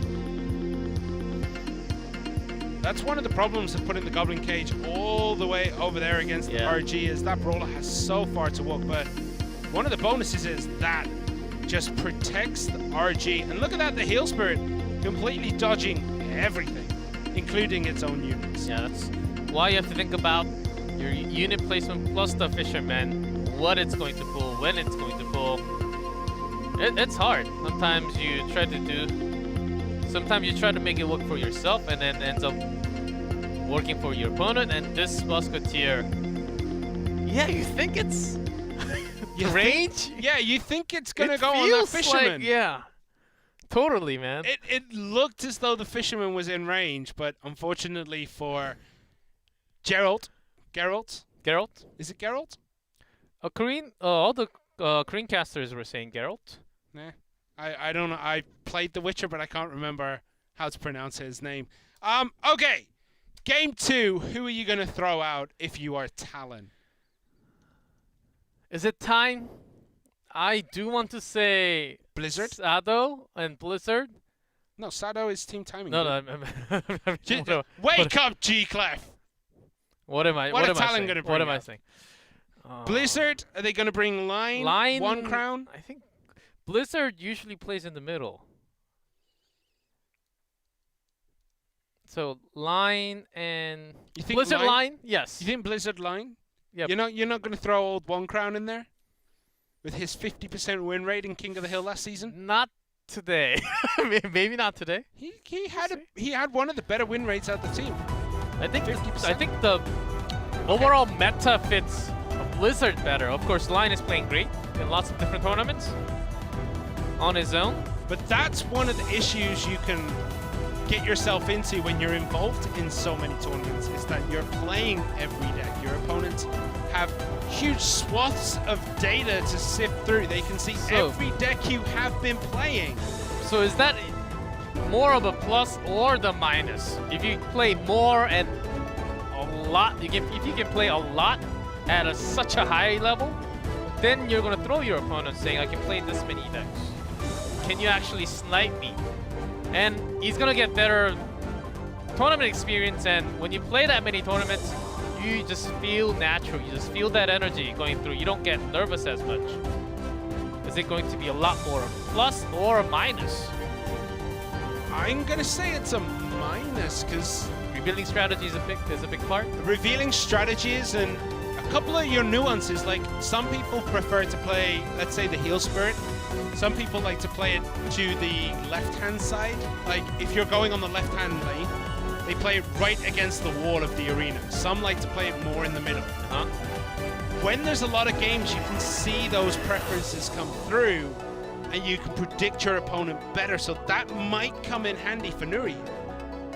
If that's who he was expecting to play against as well, it's double bad news. Last week, Line did play that RG Ewiz deck, so will he bring it again? Will he not?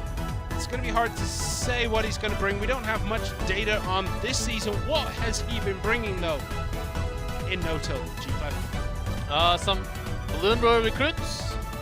I'm just going over his match against Dark Lord, Royal Hog MK, Fisherman Musketeer. That deck was okay, but did record a loss. Even his Balloon Royal recruit deck was also a loss against... No, that one actually was a win for Line. So we'll see what he brings. He seems to go off Graveyard for now in a lot of those matchups. All right, so it is going to be team timing Nuri in blue. Already one win on the table. Is he going to be able to get a second one against Line, who starts us off with a red miner on the left-hand side? Miner is paired up with the Balloon. We see often, or still, there are very few decks. Yeah, Miner has fallen so far out of favor that it does essentially mean that it's going to be Balloon. There were very few decks with RG, and then Miner just snipes the opponent's Musketeer. Yeah. Very We saw that quite a bit last week with the Miner going more towards like sniping units instead of chipping towers. Yes. And it's a nice movement of the role of Miner, but, you know, I feel like it should be on the tower still. All right, so Goblin Cage in the center for Nuri here. Comes down, Heal Spirit isn't going to get nothing done. Goblin Brawler just walks right through it. Yeah, with the E-Wiz poison, we're feeling, even with the Miner, we're feeling, still feeling Graveyard. Really? See RG for Nuri. Roll Delivery Inferno Tower. The log. So just old school. Just plain Miner chip. poison. But this deck, as was tried out in lots of stage 2 no-till, did not really have success. Because of course, as everyone knows, with the balance update, Miner's nerf, it's huge. When you're ticking down to the final seconds, the damage is just reduced. Line is feeling comfortable that, okay, I have the Inferno against big bodies, I can have a massive defense, and basically win over chip damage. Right, so we enter that double elixir period now. Is Lion going to make the most of this deck? Skeleton Dragons in the front with that RG. The RG is going to connect onto the Inferno. Nothing to reset it right now. So that's one of the biggest problems Nuri's going to have to try and figure out on the fly. How is he going to get through these Inferno towers? He doesn't have an Ewiz. He doesn't have a Zap. Fireball doesn't reset buildings. Like, what is he going to do? How is he going to find the way through from these Inferno towers? And that's a good start. Putting your RG at the back, allowing you to build elixir, to put things in front of it, especially that control. You gotta breathe everything. Skeleton Dragons, Heal Spirit, Brawler, Skeletons, Musketeer. And a second Royal Giant will come eventually too. That's why you put it at the back. Second RG should be coming anytime soon. Decides to go once again at the back, not getting enough done. I guess Nuri thinks to justify putting that second RG at the bridge as he cycles through the Skeleton, cycles through the Musketeer.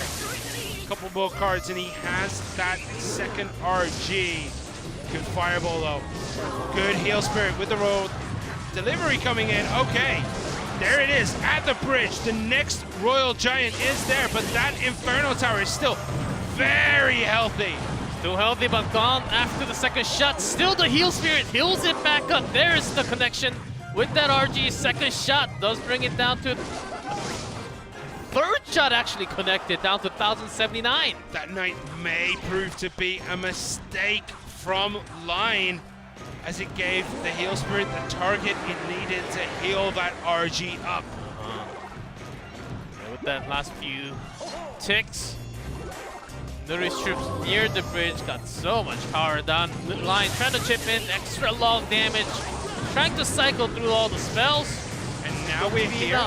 Now we're here in triple elixir. This heavily favors Nuri, because he can just keep throwing these RGs at the bridge with the Skeleton Dragons behind. And look at the damage coming in there. 427 remaining. Yeah, Line spamming down everything towards the bridge, but no time for that Inferno Tower. Now he has it, but I think it's not gonna matter. Fireball comes in. Didn't really catch much on that. It's away from the tower, so can't really do both. Delivery for the defense, and Miner has been working on the bottom. That poison as well, instantly eating those skeletons. I think this might actually... Oh, RG gets a shot! And that's it with the Fireball log. Nuri takes the game again for team timing. Now it's time to maybe change the Fantasy Royale from Sado to Nuri. I had Nuri in my team this morning. I kind of took it out. I was like, so was he not in your dream today? No. Did he not come out? He wasn't. And then I took him out, and now I wish I didn't, because he's playing phenomenally. Nuri taking out Line, taking out Gerald, who is next up for Nuri to just absolutely slap silly someone else, because he's playing so well. Yeah. Do you remember the Miner poison with somewhat different variant, but Shaki was also bringing out in stage 2. Yeah, did not have the best time, and a lot of, especially in these big tournaments, the nerf, the balance changes do have a very big effect. And Lion also was not able to go over that mountain today. Here, Knight played, bam, RG healed up. You gotta feel... And one more shot here. Yeah, all because of that heal. It's a really difficult position to be in, because you have to put something down to start chipping away at the RG. And that just shooting through the Inferno Tower. The log did knock back, but Fireball Log finished it up. 1 HP. 1 HP. If Lion had finished it and won that, we would have been mind blown. How much HP was left on the bottom right? 400. 300, less than 400. It was around 400. If the Miner, so let's go back just a month, or maybe 2 years. If you go back a month, it would. If that Miner did the long time ago damage, would it still have? No, Yeah, I think it still would have stayed, but he would have Yeah, needed like less one than more 200 spell. damage? He would have needed 200 a spell. HP? Okay. It'd still be standing, but it would have needed a spell, I think. Okay. So Minor Nuri. Poison certainly not as powerful in this meta. That's the reason why we don't really see it. Blizzard is going to be the one to try and close this game for Talon. Talon do have the advantage. They did win in that 2v2 in Yes. set 1. Blizzard now has a chance to become the hero of Team Talon and reverse sweep Team Timing, but that's not going to be easy to do. He's first got to take out Nuri, who's already took out Gerald's Online. Then he's probably got to take out Sado, Greed, or Haruki. Sado, I think, is a pretty much guarantee. I think the flex spot for Team Timing is Greed and Haruki. Like, they swapped those two around. So it'll be interesting if we actually get a chance to see who's coming up next for Team Timing. I think Haruki has a pretty good chance. I mean, it's not going to matter. Nuri probably will beat Blizzard here. You wish. You wish. The way that Let's Nuri is see. playing and the way that we see Talon come at this, I think Nuri is going to take it. I think he's going to get the all kill today. Let's see if Blizzard brings it back for Talon, because there's still hope. And King of the Hill reverse sweep can still happen. I think we have... Yeah, it's not line up there anymore. And we have the ID swapped, basically. Oh, well, if it is Blizzard, which I think it is. And Blizzard up top and Nuri on the bottom. Oh, yeah. Yeah, it does show wrong names on camera. Shows double Talon. Okay. Cannot happen. Cannot happen. So Blizzard actually has a phenomenal King of the Hill record from regular season last season. He ended up 8-3, which, you know, is pretty good for Talon. So will he be able to bring that magic back this season and take this game? Graveyard straight off the bat. Kind of an aggressive graveyard from Blizzard there, but did get quite a bit of damage. 1725 remain. And see the gang. Blizzard loving those goblins. Still, yes, the favorite, the barrel, and bait is going to start forward against Nuri. He's got poison, and oftentimes bar barrel is the charm for the graveyard deck we see with the Nuri here. Well, we'll see what happens if he is going to be bringing that. And there is a mortar down from Blizzard here. Mortar does connect onto that Night Baby Dragon in the air to try and chip away at that mortar. Musketeer is going to start bringing that down. Skeleton Barrel coming in on the right-hand side. Is it going to get a big connection? There's the Bar Barrel. One skeleton survives. 2 hits, 3 hits from a lone Larry. Beautiful. That Larry has to thank his lucky stars. 300, yeah, 3 hits, almost, I think it's almost 200 damage.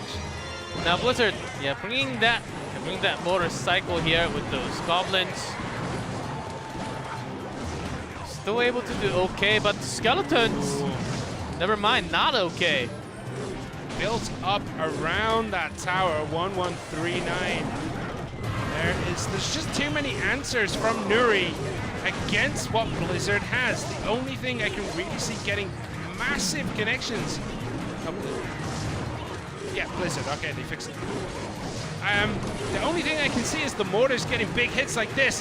One skeleton again getting another hit. Now there's 2 mortars on the tower.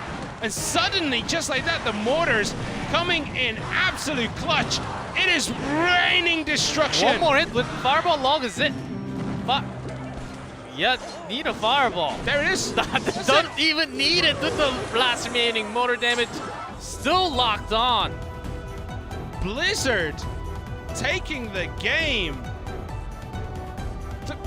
I was trying to say before I got confused by the names because I didn't know if they fixed it, was that the only way I could see him coming back into that was with mortar play. I was not expecting double mortar connections. I was expecting one. I was expecting a prolonged battle. And then he just gets the double connection, and that tower chunks down. Yeah, Nuri, you can have a body, but once you're lost, once you don't have your knight, once you don't have your brawler after the cage, it's hard. It's really hard, and Blizzard was switching. He did have a big switch into the left to get that knight to go across the bridge and then remove that knight. And once that's gone, he can basically connect that mortar pretty easily by himself. You see here one big mortar at the back. And Skeleton barrel comes in. He wants to bridge that bridge. He wants to use that barbarian barrel, but if he uses that on the bridge, then what takes care of skeletons? Look at that. Look at the damage those two mortars get. There's just nothing there to reset them. There's nothing there to take them out. And that mortar actually finishes the game on its own. Didn't even need a spell at the end. It's not very often you get to see double mortar both connecting to the tower, taking it down in that fashion. Yeah, Nuri got a big lead with the first few graveyard, taking it down to like 1100-ish. And then Blizzard found a great cycle, says, okay, you've had pretty good cycle, but once you don't have your bar barrel, what are you going to do? And then Blizzard just rained down with those fireball, making sure that the musketeer, when the musketeer is gone, then the motor is pretty much safe. There's no one, except for the baby dragon, which still takes a very long time for the motor to be removed. And it also doesn't eat the aggro. Yeah, of course. It doesn't, yeah. Wow. Well, that game's over. Greed is going to be coming in for Nuri here. Blizzard has started the reverse ult sweep for Talon. Is he going to be able to continue it against Greed? Personally, I'm going to say yes. And can you bring this mortar deck again? That's the real question. If Greed goes with the 3 spell, like delivery log, and plus the poison or anything else, then it can be a lot easier for him to deal with the skeleton barrel and all the bridge fight. That Nuri was having trouble because of his double spell, and one was poison.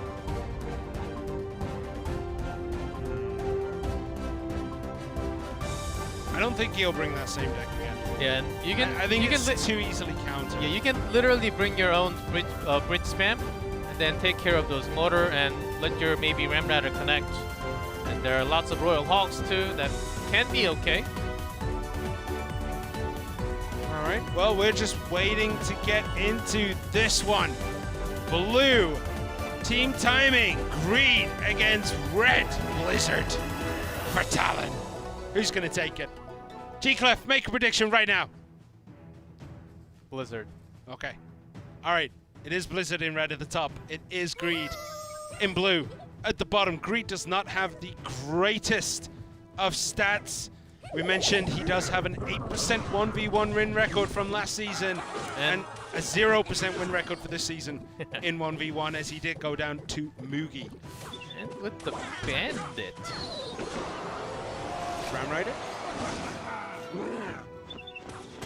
Bridge spam. Fisherman does pull that in. Fisherman with the Lumberjack. It's gonna be Hogs. Okay, Royal Hogs in for Blizzard. Snowball does come down, but he doesn't really have enough right now to deal with it. Blizzard wanted to have that speed because you see the Lumberjack. Oh no. You hear them coming. What do we hear coming? Spell it out for me, G-Clef. Are you saying balloons? Yes. A big balloon. Greed might have brought his own big chunk of units crossing the bridge. I don't think this is the Ramrider variant, because you do oftentimes see the Inferno with the Ramrider. So it is Royal Hogs for Blizzard. There they are, coming down. Nothing to stop Royal recruits from Greed. Yeah, recruit with the balloon is what we're expecting. That Heal Spirit coming in clutch, 1457 on that bottom left-hand tower. Okay, That's going to clear that up, but look at this balloon coming in on the right after the huge expenditure in that Mega Knight. And it's still single elixir Oh, the time. heal It's that heal connects! spirit. Because the tower was actually locked on to the one of the recruit, did not provide extra damage onto the balloon. Fisherman doesn't get the pull on the Mega Knight while it's mid-jump, and that Musketeer on the right-hand side is getting a lot of damage in here. Does get shut down, but now the Pigs on the left. That's beautiful splitting of attention there for Blizzard. Those players being mega aggressive, saying that I can trade better if you're trying to take away my HP like that. The recruit again. It seems like it's going to be on the right. So Blizzard getting ready for that next balloon attack. I think Greed's just going to hold off on it for now. Just try to defend these Mega Knights. Try to defend the Bandits, because that Bandit is going to get a dash through. No, Royal Recruits do come in, but the Hogs are there. Heal Spirit probably going to be coming. There's a Snowball. Only onto 2, not 3. So one sneaks in. Blizzard choosing not to go for that. Needed that extra elixir on the defense because he knew. He sensed the balloon in the water, but it's going to get the death damage chip. Look at the damage that is on that bottom left-hand tower. 304. Blizzard has a strong advantage. Heal Spirit is there this time. What else he have? Nothing. Tower goes down. Blizzard. 2 for 2. 2 for 2. Coming down to the last game, Game 5, between Talon and Team Timing. Talon can close it if Blizzard can take out what we're assuming is Sado. Highest chance, I would say. I don't think Team Timing would put Haruki as the last player for King of the Hill, but what a game for Blizzard. You're making sure your anti-air is safe enough, and this is the Bandit variant that we don't see too many times. Oftentimes we do see the Fisherman paired up with the Royal Hog MK, but his Bandit was having pressure on other side, making sure that the dash does not go in. A lot of Blizzard's strategy in this deck revolved around just splitting the attention of Greed. Even though Greed has Royal Recruits which can heal both lanes, that's a massive heal right there. Even though he has a Recruits that can deal with both lanes, it doesn't matter. Blizzard just overwhelms him completely. And Greed, no Fireball, as that was one spell that he needed. Balloon. And for the Balloon deck, it's most of the time with the Snowball to open up the path for the Balloon. Yep. When you basically need one more attack from the Balloon to connect and then death damage to win the game, one Snowball can make it happen oftentimes, and that's the reason why you bring Heal Spirit plus the Balloon. But in this case, when you need a Fireball, what else can you do? It's one of those things, like, whenever you bring a Fireball, it's like, man, I wish I had a Snowball. Whenever you bring a Snowball with a Balloon, it's like, man, I wish I had the Fireball. Every time, it's like, Balloon and Fireball is a lot trickier to navigate than Snowball Balloon. But man, sometimes you wish you had that Fireball just to take out the Skeleton Dragons, when you bring a poison, it's like, I should have brought a Fireball instead. Right? When you have a Fireball, I need a poison for the graveyard. It's a choice that it's hard. That's the reason why sometimes we see a weird spell pair up. Yeah. Because you want to play a certain deck, you practiced. Let's say you practice Royal Log. It's Fireball all the time, but your opponent played, let's say for the last 10 games, your opponent played Graveyard 8-9 times. Then you can sort of put that Fireball, instead of Fireball, maybe Poison. That's usually what happens in this matchup. Yeah, the spell choices in Clash Royale League especially, because they know who they're probably playing against, because there's a lot of research done, because they just know each other. Spell choice is tailored towards who you're playing against. It shouldn't always be what is best in the deck. It should be what you think your opponent's going to go, and if that spell will help you out in that matchup. Of course, yeah, because not just the decks that you have prepared and practiced, you already mastered that deck over 100, maybe thousands of times. And then if you can snipe one spell against the opponent, that's going to work great all the time. Then it's an adjustment that you basically need to have, and it's going to provide you a win because of that. So I think that's basically required as a pro. And oftentimes the reason why we see some weird spell, and oftentimes it also throws off your opponent, says, okay, he has a poison, so it must be a graveyard, and then all of a sudden it's something else. Then your opponent can't respond at perfect time sometimes. I mean, we've seen those kind of trickery decks last season with KK playing what walked and smelled like an Elixir Golem deck, but threw in the actual Golem. Yeah, And it actual was like, Golem. what are you doing? And it worked. It is going to be Sado in this last slot. Game 5, Sado versus Blizzard. This should be pretty explosive matchup. Sado last season 8-6 in King of the Hill regular season. This season, not so good. 2-1, 1 win, 2 losses. He did beat Mugi, but lost to Reiki Jones and Expo Master. Blizzard, though, it's looking pretty good. 2 games won already. Will he be able to win that last one? And if anyone has eagle eyes to see what cards were used there in that deck on Blizzard's screen, please let me know so we can look super smart. Just for You missed it again. we don't get to see the deck. We only get to see the deck's cards that were not chosen. And Sado, well, Simon, you mentioned this not too long ago, but he has been having a great day in terms of tournaments. He 3-0'd Jupiter King, and then in his other matchup, he went 2-1. He did play in that one, it was the Lumberloon with the recruits. So he has a very varied deck choice today. And we instantly hear the Skeleton Loon. There is the water. Joe Kimisato, are you going to play the same deck every time you come out?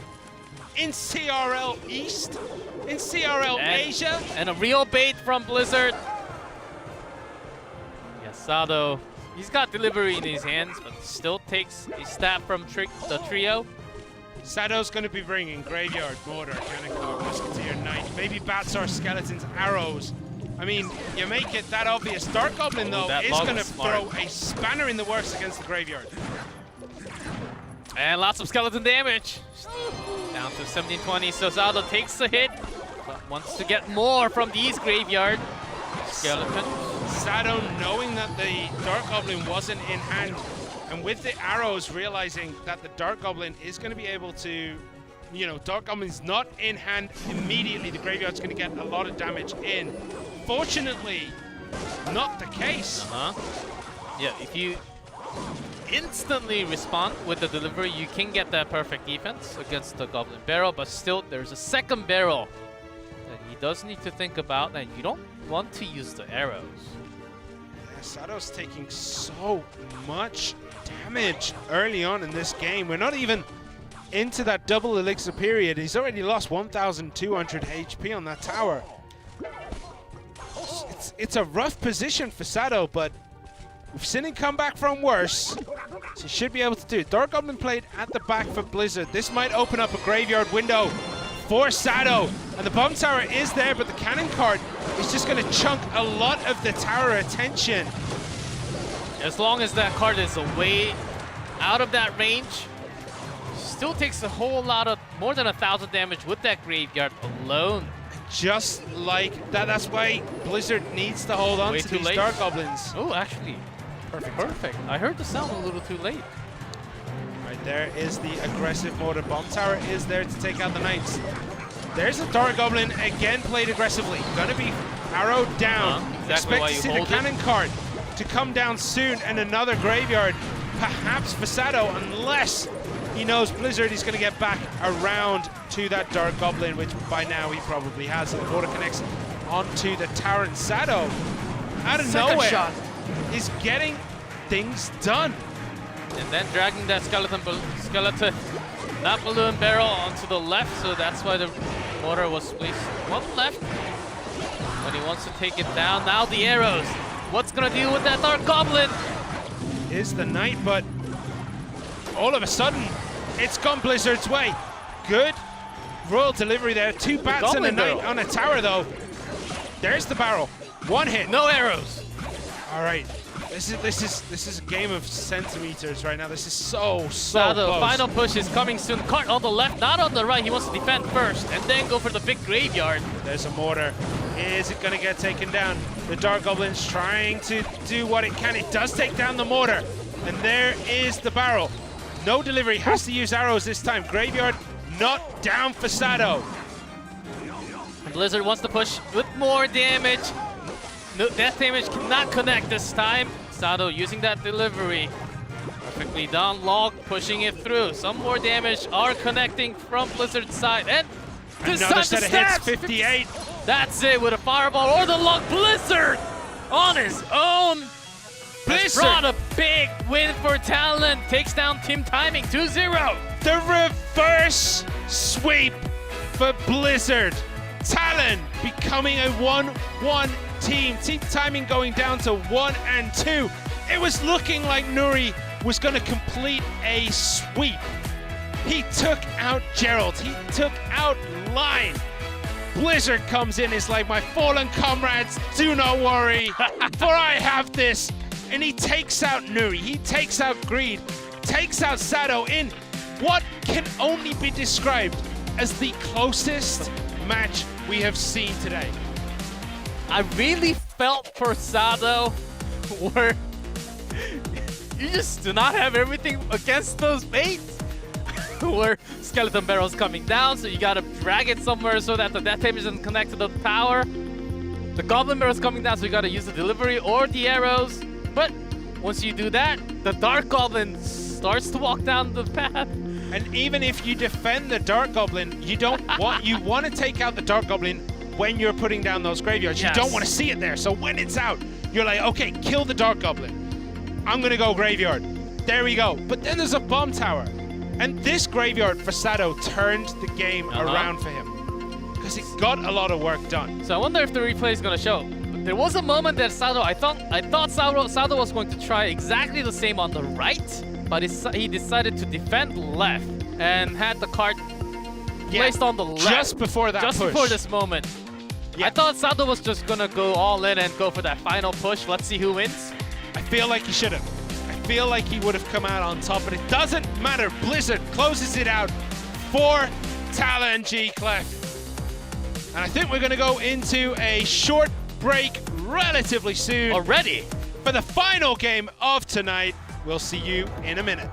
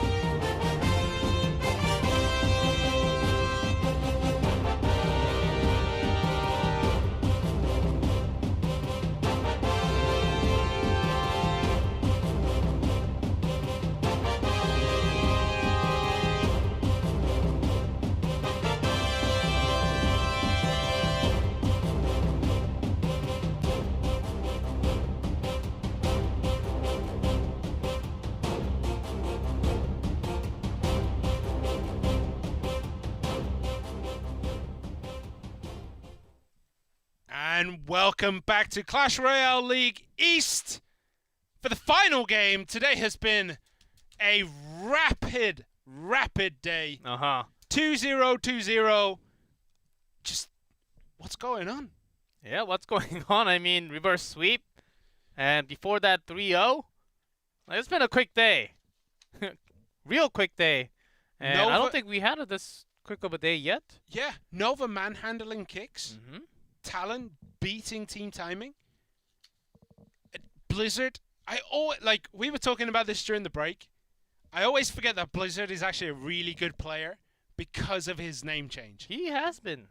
He has been for a long time, but he was Dandelion. Mm-hmm. I knew him as Dandelion. I remember all the great games of Dandelion. I was like, man, I really miss that guy.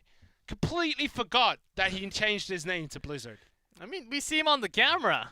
I know, He's the same and I see it in person. my notes. I have it in my notes that he's a really good player. I just disregard him time and time again. He is a dope player. Yeah, that's also a part of branding. Your Right. own name. That's the reason why a lot of players don't change your name, because this kind of thing does do happen for a lot of people who would remember a certain player. So better pick your name right when you first choose it. Well, I tell you who have never changed their names. Who? Ponos. Oh yes. Bringing us on to the next game. It is going to be Ponos versus WEDGM. WEDGM are in a very uncomfortable position of being 0-2 after week 1. Caveat, put a little asterisk next to that. They did play 5.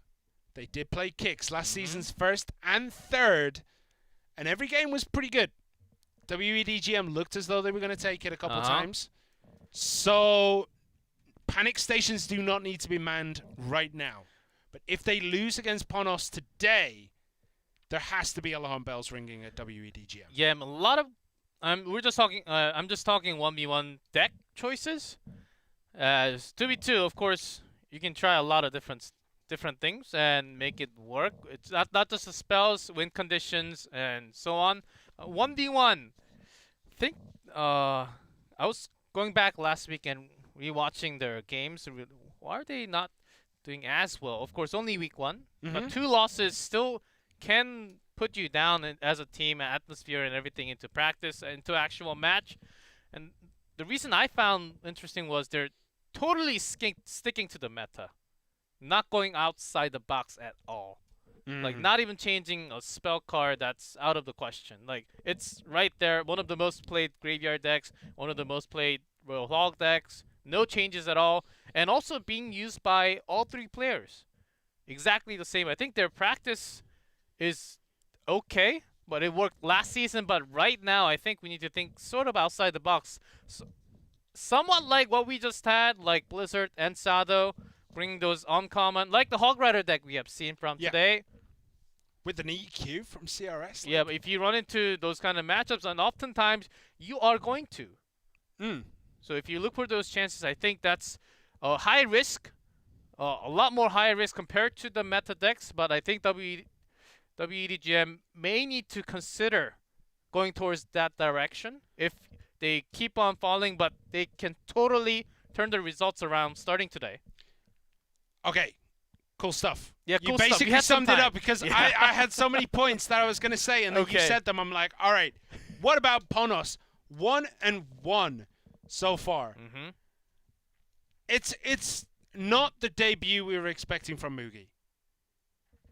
Like, we were expecting what CRS did, what Yuya did, what Hajime did. Like, we were expecting a big, strong showing from Mugi. He is super hyped. Yeah, we were expecting like an ace in the hole, like the hole in one shot, but still on a par level right now. I would say. At least he's not winning, even a birdie. But at least he's winning, right? He's winning 1, he's losing 1. That's pretty good. Like, that's what you need. But the way that everyone was talking about Mugi before this season, you would have expected him to be the one to go 3-0. Yeah, like the new ace player for the team that you can trust, always put in 1v1 spot. Someone who would kick KK off the king of the team. You know what I mean? I don't think that's gonna happen easily. No, that's what people were expecting from Mugi. Yes. And it hasn't materialized yet. Okay. But we have seen players like this. TNT, during his first season, was very, very shaky. During his second season at OGN, he absolutely tore it He was a machine, man. He was a Clash Royale machine, AI, playing the game, removing all the damage, and he wasn't. Yeah, Maybe that's how Mugi's going to become. Maybe he's just having a shaky start. He's going to become an absolute machine.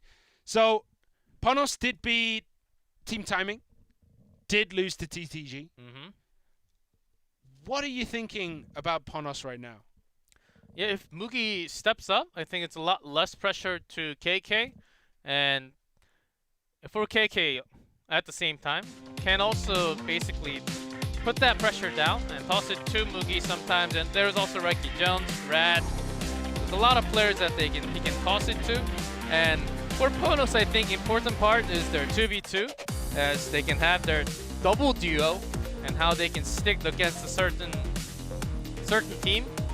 And their practice can also be in effect. I think that's a big part. As long as they're winning the 2v2, they can surely finish top 3 regular season. Yeah, but we haven't seen Tengod so far this season. Like, he's been Where is he? He's been kind of absent from the team, and I was expecting Tengod to be in this 2v2 pairing, like in and around maybe King of the Hill, but we haven't. Who would you pair him with? Reiki Jones? Probably, yeah. Bring me Camboyan back. Yes, Migambuya Tengan. And looking at the 2v2 standings, TTG, Hui, and Nuomichi. Right? I said that right. Nuomitsu, yes. Nuomitsu. Sitting pretty at the top. They do play tomorrow, I believe. TTG. So we'll see them tomorrow. Maybe they won't keep that 100% record. Maybe they will. Looking at it here, 66.7% game rate. That's 2-1, 2-1 for Iron Solomon. So probably going to see them out today. It's going to be Rad and Reiki Jones. What do you... It is a quality pair. Rad and Reiki Jones did beat Nuri and Haruki. They got Rad and Reiki Jones, and was it Yakitori KK? Yeah. Yakitori, Double duo.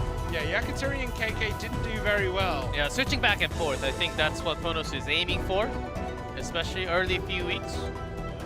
It's going to be Iron Solomon here, very clearly. You wouldn't really, as WEDGM, put anyone else at. These two have been playing together for a long time. They are a very strong 2v2 duo. And the best thing for WEDGM about Hire and about Solomon together, it's basically two superb 1v1 players. Superb 1v1 players who are also just insanely good at 2v2. Yeah, but if you put them together, you really have to work with teammates. Like, you don't, to a point, you don't even need to speak a word, but you would know what your teammate is going to do. And that's how these two are. I feel like these two, when they're in the studio, they're separate people, but as soon as they leave the studio, they fuse back into the same person. They're basically, there's one like person out there who's missing. Yeah. All right. Maybe exactly Peas is the combination. Have you ever seen Peas, Hire, and Solomon in the same room? No. The answer clearly would be yes. Yeah. We have. Oh, Giant Giants. Skeleton. Okay, loving these kind of bands. We need to move away from Tornado and snipe onto your opponent. The Giant Skeleton ban. Is this gonna mean possibly blue? Or more of those bridge spam. Yeah, I was thinking bridge spam, but the reason I was thinking balloon is because, like, you know, you clog up that lane. And you need those things in front of the balloon to tank, right? The Giant Skeleton being banned, maybe that's a way that they can have all that bridge presence. They don't lose it instantly every push. And another deck Ponos did like to play is the Lava in 2v2. Yep. And Giant Skeleton is one big counter away from everything that's behind the lava. Usually they do get deleted from that death bomb. Well, we're going to see what they decide to bring. Ponos Reiki Jones and Ponos Red in blue at the bottom. And WEDGM's higher and WEDGM Solomon in red at the top.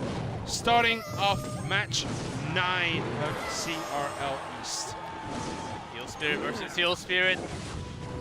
Not much done there. Member Giant Skeleton ban. Let's see how both teams want to basically spam that bridge and who controls it in 2v2.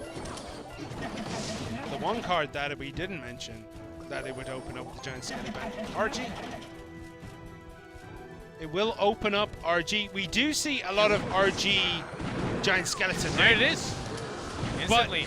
Yeah, we see a lot of RG Giant Skeleton, but you can still remove the Giant Skeleton and still do perfectly well with the RG. And it is a balloon With from the Ponos. Lumberjack, you expected that balloon to drag and rage to up. Musketeer locked onto the Brawler for a while. There's that heal and the shot just before connection. Fireball comes down. Why do I feel like that Fireball just did an insane amount of... That looked like it did way too much damage, G-Cliff.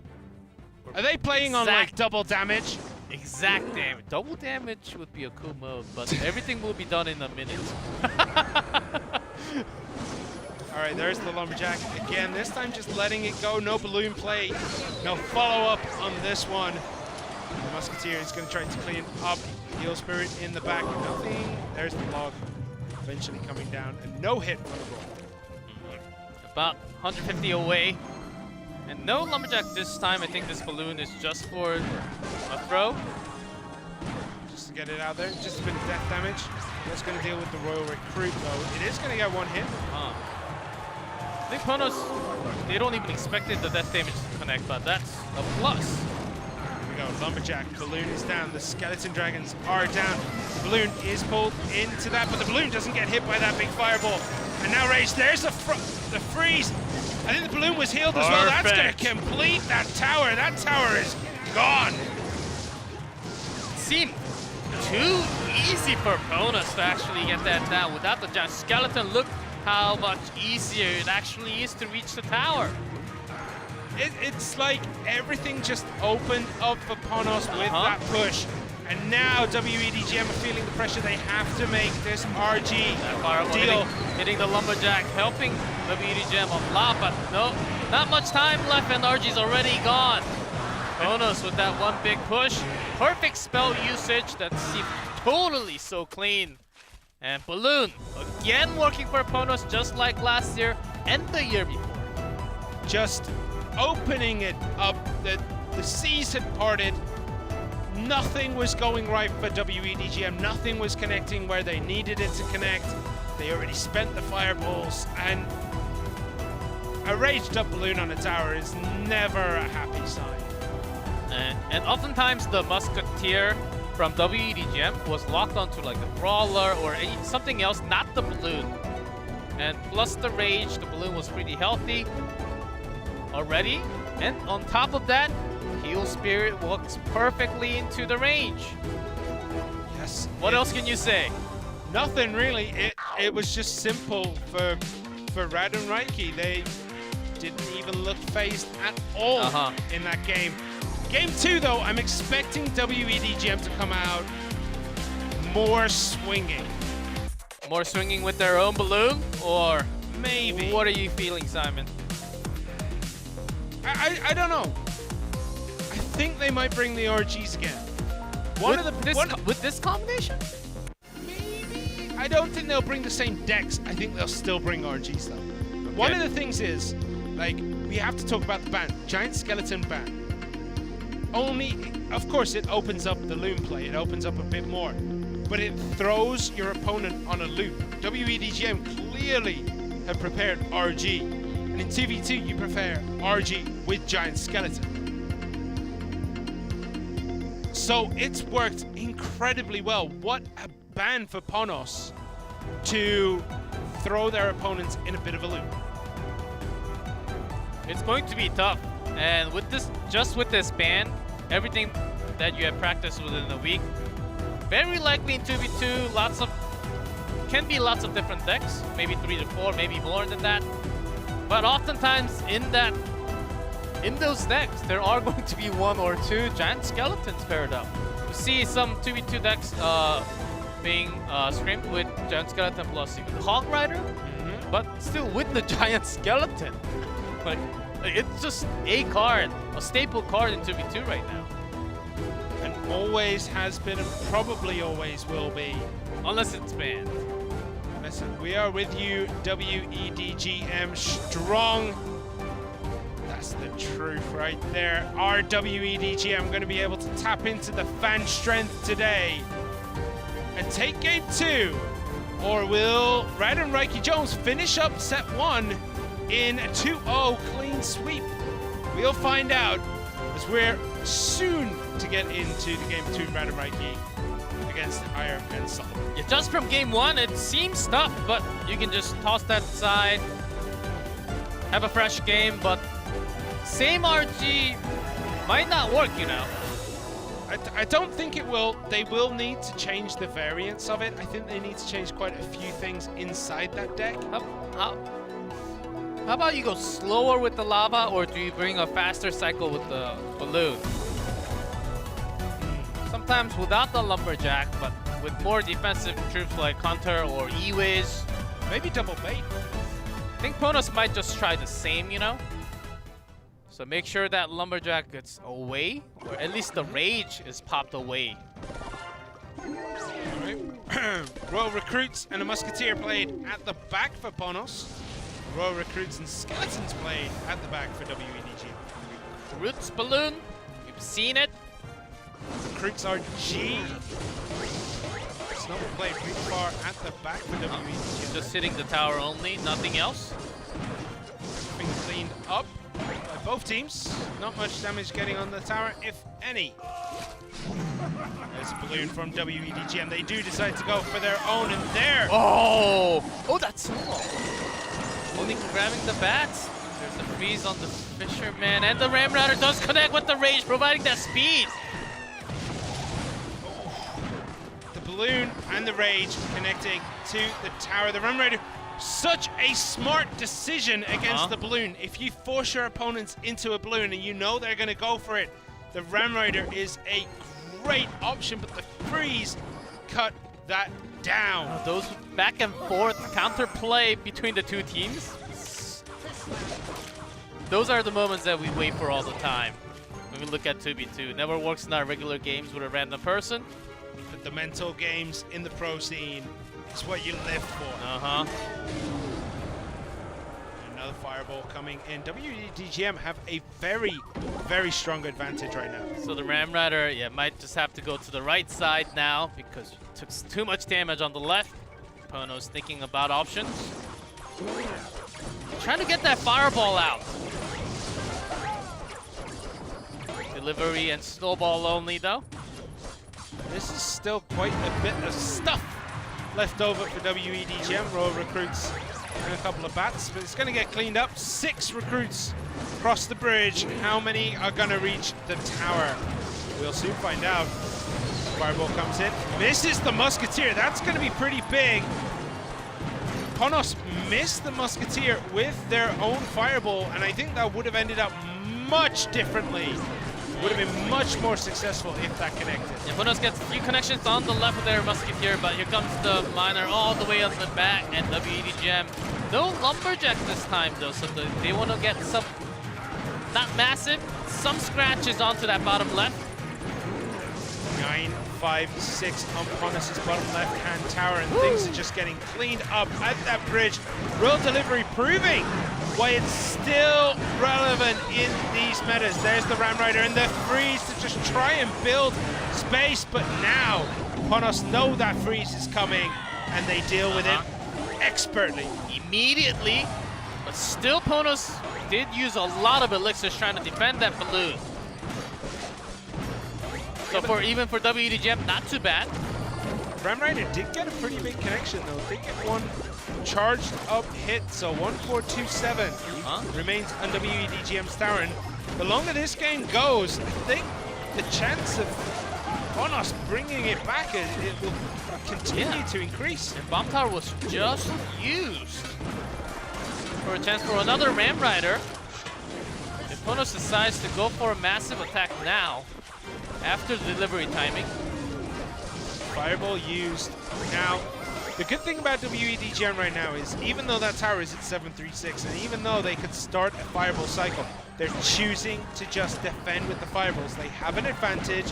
We can go to that tiebreak situation, and they'll be fine.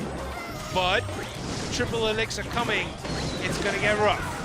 And the bomb tower is going to on the right as Ponos. They want to go for that big time. The defensive freeze with a clone, but nothing else really connecting to the tower now. The clone is just out of range out of the tower. I only had a few hundred damage on the top right, but still, you're concerned about the left. If that clone had worked, that would have been great. And that fireball is starting to put Ponos in a position where maybe they can start taking this game. Maybe they can steal it from the clutches of WEDGM. Oh, that was a big moment. Double that balloon with the rage and the miner pick all together with that offensive freeze. Ramrider's gonna shut it down in the middle of nowhere. And now, a big push has to come in for Ponos. Will they be able to steal this from the clutches of defeat? The delivery there turns the glove, but with all the spells, some connections are being made! And that does it! What? Down in the last second! The fisherman! Right in front of the tower. Red and Reiki Jones have no business taking that. They were on the back foot the whole game. Hiron Solomon had it under control. They were controlling with the fireballs, but if those fireballs had to start going for the tower, they wouldn't have been able to do it, Chica. What a game. Ponos in 2v2? You always have to think about like last 15 seconds. That's when you have to focus the most. That's when they wake up. Legitimately. For the entire game. And WEDG, I'm pretty sure with that double balloon attack, they thought, okay, that damage should be enough. That should be enough. We have all the bomb tower, we have all the spells. Even against clones, there has been some whiff. Yes, some whiffs in clones, like just cloning like 2 recruits. But at the final second, Ponos. I really want to see the positioning of it because the Ramrider was played behind the tower while everything else here. So you want to freeze the Skeleton Dragons, you want to freeze the Musketeer. Now you drop it. Look at that. Look at the positioning. It's away from the freeze. It's going to have a long enough run so you can stop the balloon in no man's land and continue through to the tower. It's just so much work. And look at this clutch fisherman. One hit.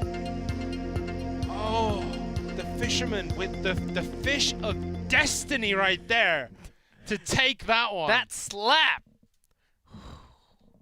It was a close game. It's no kimchi slap, but that fish slap is just out of this world.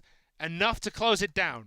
Enough to take the victory. Wow. I'm the style of Ponos it's always amazing to watch their 2v2. It always has been their freeze and clutch moments. But now, after seeing what happened last week, okay, let's bring clone. Let's make everything Let's make everything blue. Let's just make it blue. Honestly, I was expecting to get ready for a game 3. I was super prepared for a game 3. Yes. Oh, I haven't even thought about King of the Hill. What's gonna happen in King of the Hill? Oh well. Mugi.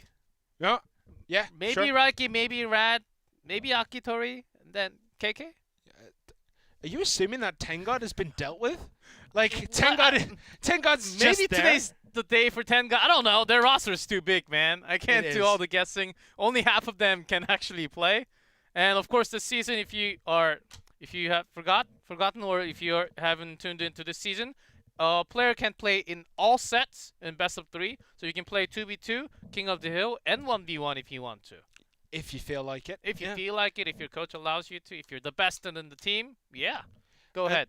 That's going to help teams like WEDGM, I feel, more than teams like Ponos. Big rosters, they're not going to care about that, but teams like WEDGM who have a relatively smaller roster, they're going to be able to play Hiron Solomon in everything. They're going to be able to play Wonga in everything if they feel like. So I feel like it helps WEDGM out a lot. But looking at that King of the Hill record for this season, it's not looking good for WEDGM.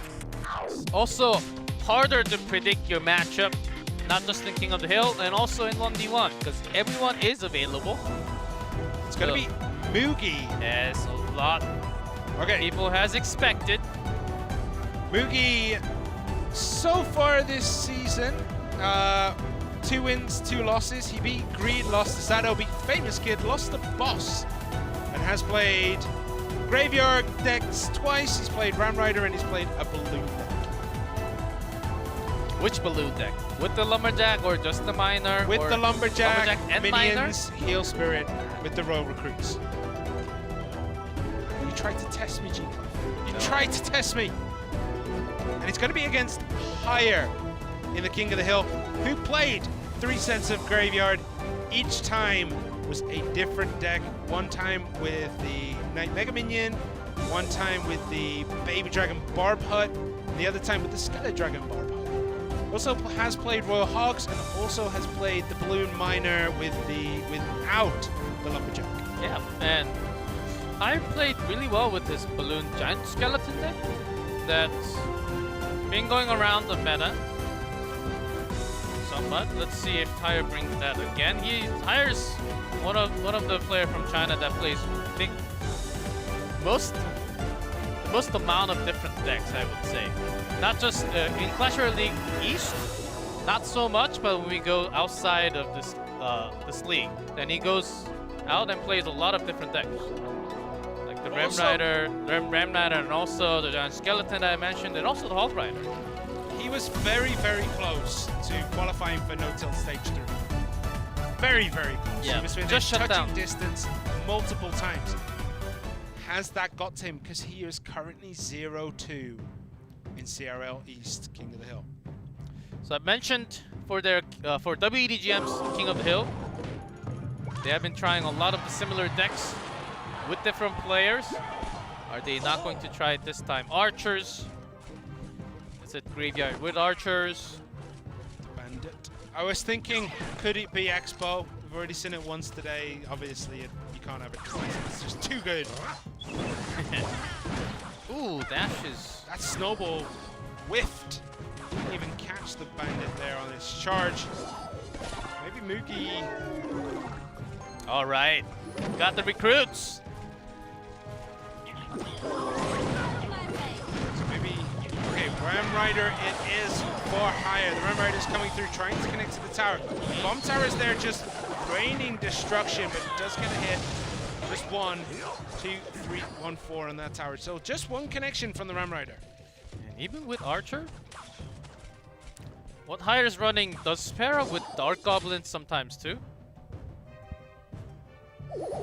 Let's see what his remaining cards are. It's also played from Boss just a week ago. Okay, Moogie going with the Hog Rider.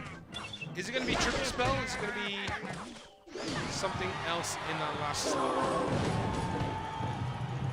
Going to see if he's made an adjustment to it. Played in the center to catch the Bandit and the Goblin Brawler. But nothing crazy. Just think Fireball from Moogie. With the Log and the Snowball. Those Fireball is the common spell. It's that Hog Rider deck. And Ram Rider this time on the right. But Log does push it into that bomb tower. Musketeer trying to do what it can to shut it down just in time. It is going to be the Earthquake version.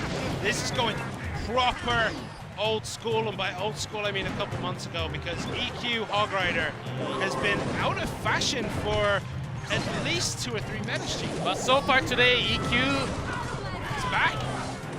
we know, remembered it. but we've seen the matchup against the Ram Rider though. It is rough. The Ram Rider just grinds that Hog Rider to ace to stop. So cannot get to the tower very easily.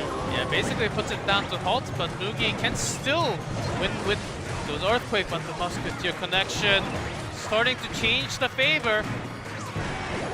Two Musketeers in the middle now. Fire has a Fireball. That was value just presented on a plate.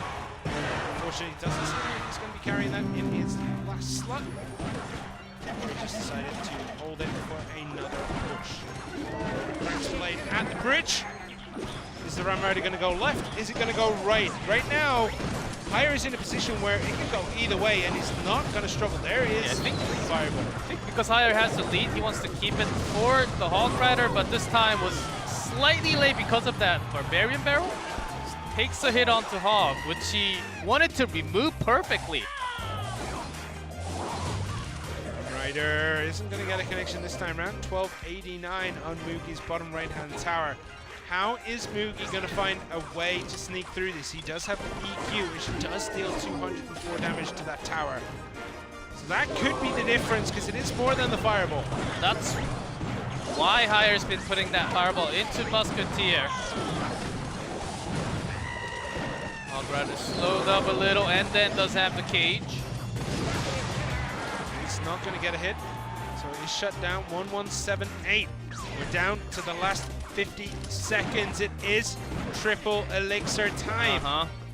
So we could start seeing those earthquakes being cycled onto that tower just to get the damage in. There's the first one, a snowball to open up the seas for this Hog Rider. That and that's push. a big hit. That knock basically almost got Mugi a win. Here comes the Fireball. This is still a big push from Hire. One recruit connects. The Ram Rider doesn't quite get there, but on the other side, there's a road recruit on the tower. 760 on that one.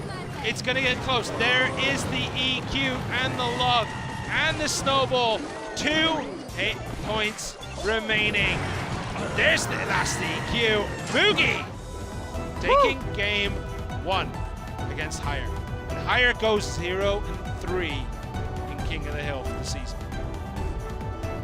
That rough. one snowball push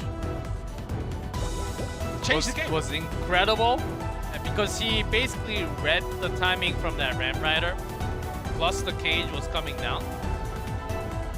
His cycle, it's tough, and sometimes when that many units are coming down, like recruits left and right, Musketeer plus the Ram Rider, and the Brawler, sometimes you lose your cool. And have one placement mistake, have one timing too late, too little too late, and then you basically lose their entire game from a couple hundred damage. We could see why everyone was praising Mugi. He was still calm and patient at that moment. He essentially said, let my boy pass, and just parted the waves with that snowball. And it was such a healthy Hog Rider connection. Hire did place down the Ram Rider, but it was so late. The Hog Rider was already on the tower when it got dropped, and that's not what you need, you know? Yeah, those drawing out opponents' elixir plays were beautiful, man. Keeping those Musketeers alive. Hire always trying his best to keep that Musketeer down to low HP or to be gone with the Fireball. Was okay. That sometimes. snowball. Oh, you love to see it. Yeah, he wanted to have a big push with the recruits, so he put his Ram Rider down. Not all the way in the back, but near the Princess Tower. Well, Hire is out, and it is Solomon coming in for game 2. Mugi versus Solomon. Mugi, just so far this season, it has been 1 win, 1 loss. Could this be the day he breaks that curse? Can he take over? Can he beat Solomon, who right now it's 2-1 in the season? 2 losses, that is, and 1 win. He did beat Yuya, but has lost to Hajime and has lost to Light.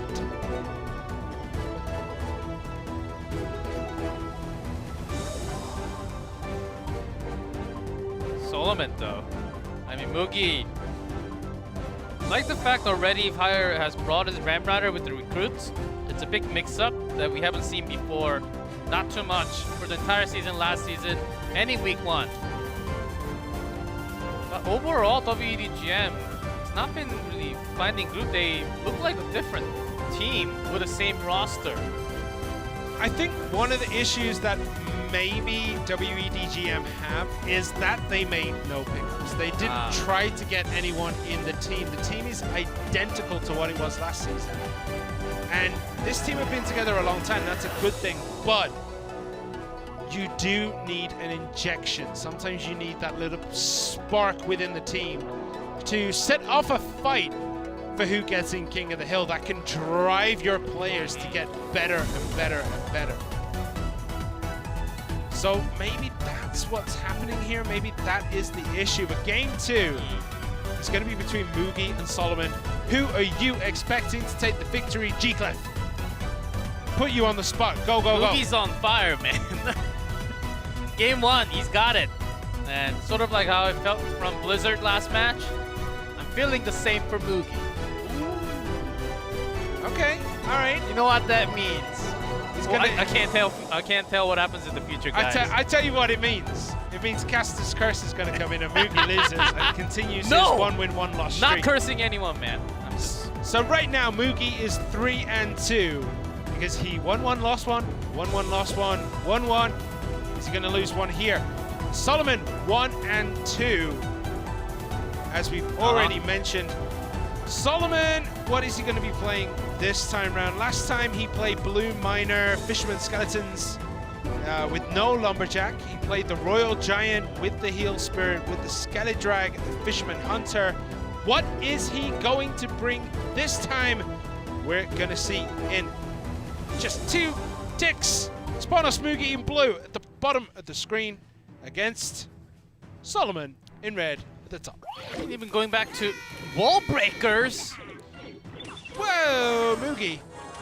Haven't seen that card for such a long time. It feels like forever, right? Wall breakers MK. Hell Might yeah. actually be. Miner coming in. Yeah, wall for breaker Mugi. MK Miner with Knight instead of the Bandit, I think.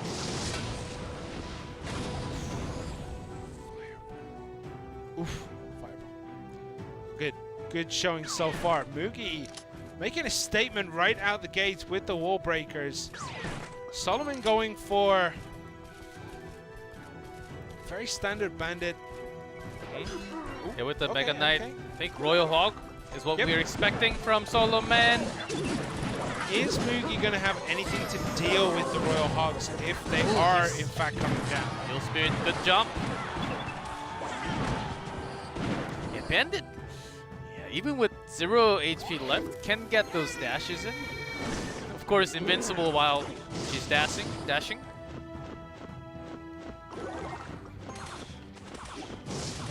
So there's a lot of Fireball bait in Solomon's deck, right? Yes. You're looking at the Musketeer, you're looking at the Skeleton Dragons. How is Mugi going to be able to deal with both of those options and Royal Hogs? He only has Fireball and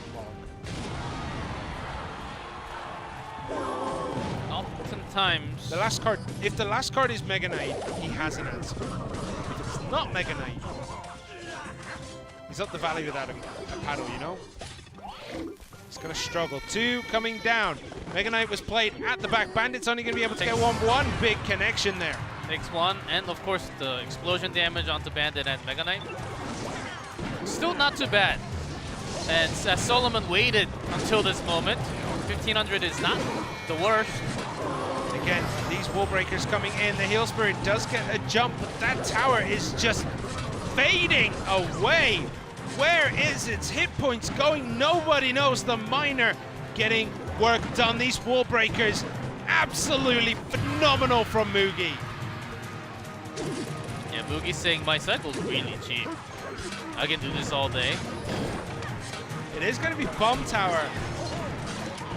Is that going to signal something for Solomon? Is that going to be where the push comes in? The Heel Spirit, though. Big heal on the Mega Knight. Miner played defensively there. Musketeer. Yeah, Miner keeps that Musketeer alive. A couple of hits from the Musketeer on the tower now. No, Log comes in. Let's get the tower as well. Bomb Tower placed in the center. Yeah, Mugi did not want to spill any elixir. Immediately just putting that tower down. He knows what's coming. He feels pretty confident about his defense right now. Okay, first Royal Hogs from Solomon and a very high bomb tower. That cycle is just really, really quick. It comes out, plays a bomb tower. Solomon sees the chance. He's like, okay, I can go for it. Doesn't matter. Another bomb tower near instantly. Musketeer's gonna get shut down by the Mega Knight jump. It doesn't matter, there's another Musketeer in the back. Pigs played at the bridge, they're gonna split, and another bomb tower just to pull them in the middle. And the Hill Spirits, they're gonna get let go. Barb Barrel does come in to deal with them this time round, but the Miner in the back, what is gonna deal with that? The Bandit doesn't get the charge, and that's it. 4 hit points left. Moogie's gonna take this one. That's with gone. just the fireball. There you have it. This cycle from Moogie is like 2.5, maybe even less than that. And when we're talking Royal Hogs with that, it's hard to catch up, especially against one building card that just destroys the Royal Hogs. Calm down.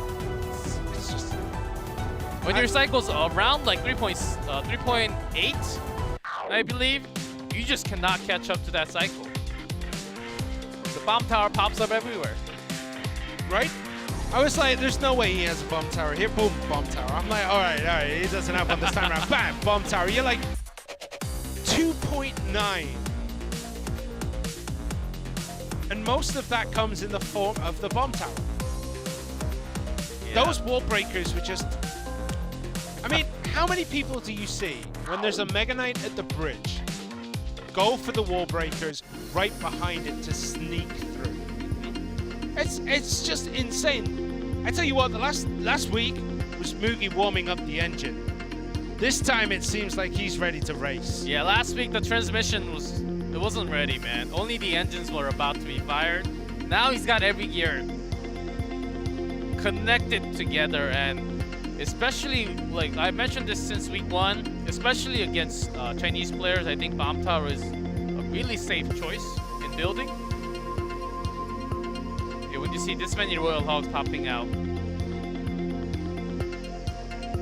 I like how at the end of the game, like, Moogie just kind of sits back and is like, yeah, it's done. Don't worry about it, boys. Like, he folds his hands together in a way where it's just like, I'm done. I don't know. Okay, last person up is Wonga. The guy needs to jumpstart his season. He needs to get this going. He is currently 0-2. And WEDGM is 0 wins today. Flat. Yeah, this There's could no be a win. clean sweep. This WEDGM team are struggling. When Ponos see the decks that Moogie has been bringing, it's totally off meta decks that you can't really predict, that are pretty much sniped against your opponent. And even after a win, sometimes you change, sometimes you just keep your deck, but Moogie's not doing the same. You bring the old decks that you haven't seen before for a month, or maybe 2-3 months. And then making it work like that on stage, you have to be the master in Clash Royale. Yes, you do. Wonga, in his last 2 games, bought the Battle Ram, Recruits, Musketeer, Archer, Skeletons, Goblin Cage, Barb, Barrel, and Fireball. And also Graveyard with Skeleton Dragon, with the Barb Hut, Royal Delivery, and a Poison. So Wonga is gonna... If he brings that, I feel like Moogie's just gonna have his number before the game has even begun. So we're gonna have to see what he's gonna bring. Do you think Moogie's gonna bring something different? Do you think he's gonna go back to his game 1 deck? Maybe Hog Rider? I don't even know anymore, but you can get at least 5. At least 5 decks on the device. I'm pretty sure even more than that. Could he go blue? There's always a chance. But he does love to cycle, which means it's bait time, baby. You think it's double barrel? Uh-huh. You think it's Or a- it is motored, or just scale barrel with lots of goblins and with the motor that we have seen already once or twice. Graveyard. I'm calling it. Moogie's gonna play Graveyard. Oh, you're just gonna go for that highest chance meta deck? You don't feel it? You don't feel it? I feel like Wanga's going to play Graveyard. I feel like he's going to play a very standard Graveyard or a very standard deck. If it's not Graveyard, it's probably going to be E-Wiz Yeah, RG. Wanger's favorite, even looking into last season, was that Graveyard with the Cage, which is still pretty much standard this season. With Dark Prince, Musketeer, yeah, back when everyone had delivered. I feel like someone needs to make a comfort pick out of WEDGM, and if it's going to be anyone, it needs to be Wanga. He has to reverse kill. He has to reverse all sweep. He has to do the impossible. If Wanga's bringing Graveyard, then I think you have to bring something else. Some other spell like a freeze. Freeze Graveyard. You need to stop. I watched a lot of Sierra China for years, and sometimes, not all the time, but maybe less than 10% chance of all the Graveyard games. There were few freeze. But he's going to have to do it 3 times if WEDGM are going to win this. It starts with 1 though. It does start with 1. It starts with a freeze. That's what I'm saying though. I think that WDGM really needs to shake things up, and Mugi, yeah, 2 wins already. That's insane. You can get that 3 and basically have perfect match against WDGM. What else can you wish for? I don't know, but Ponos' Mugi is currently 2-0 in the King of the Hill. Can he complete the sweep of WEDGM, or can Wanga start the reverse sweep? Start that first step to keeping WEDGM in this match. Skeleton Log Fireball X. No. Not yet, but can totally happen. Dark Goblin. All right, now it's the Hogs. The We're Royal gonna Hogs? get Mega Knight. Nope, Inferno Tower. Bait coming up from Mugi. I feel like with the Royal Hogs and Mugi bringing the Inferno Tower this way round, Wanga has every advantage that he can. Good Fireball coming in there. You think so, right? But he actually might be caught off guard. Inferno takes, it doesn't take down everything like the Bomb Tower, but it takes a good amount of HP and stalls, and as long as the Dark Goblin's alive, I think Mugi still has a favor in this matchup. Really? Yes. We Depends part on ways the here. depends on what else with the Fireball. Okay, that's 1.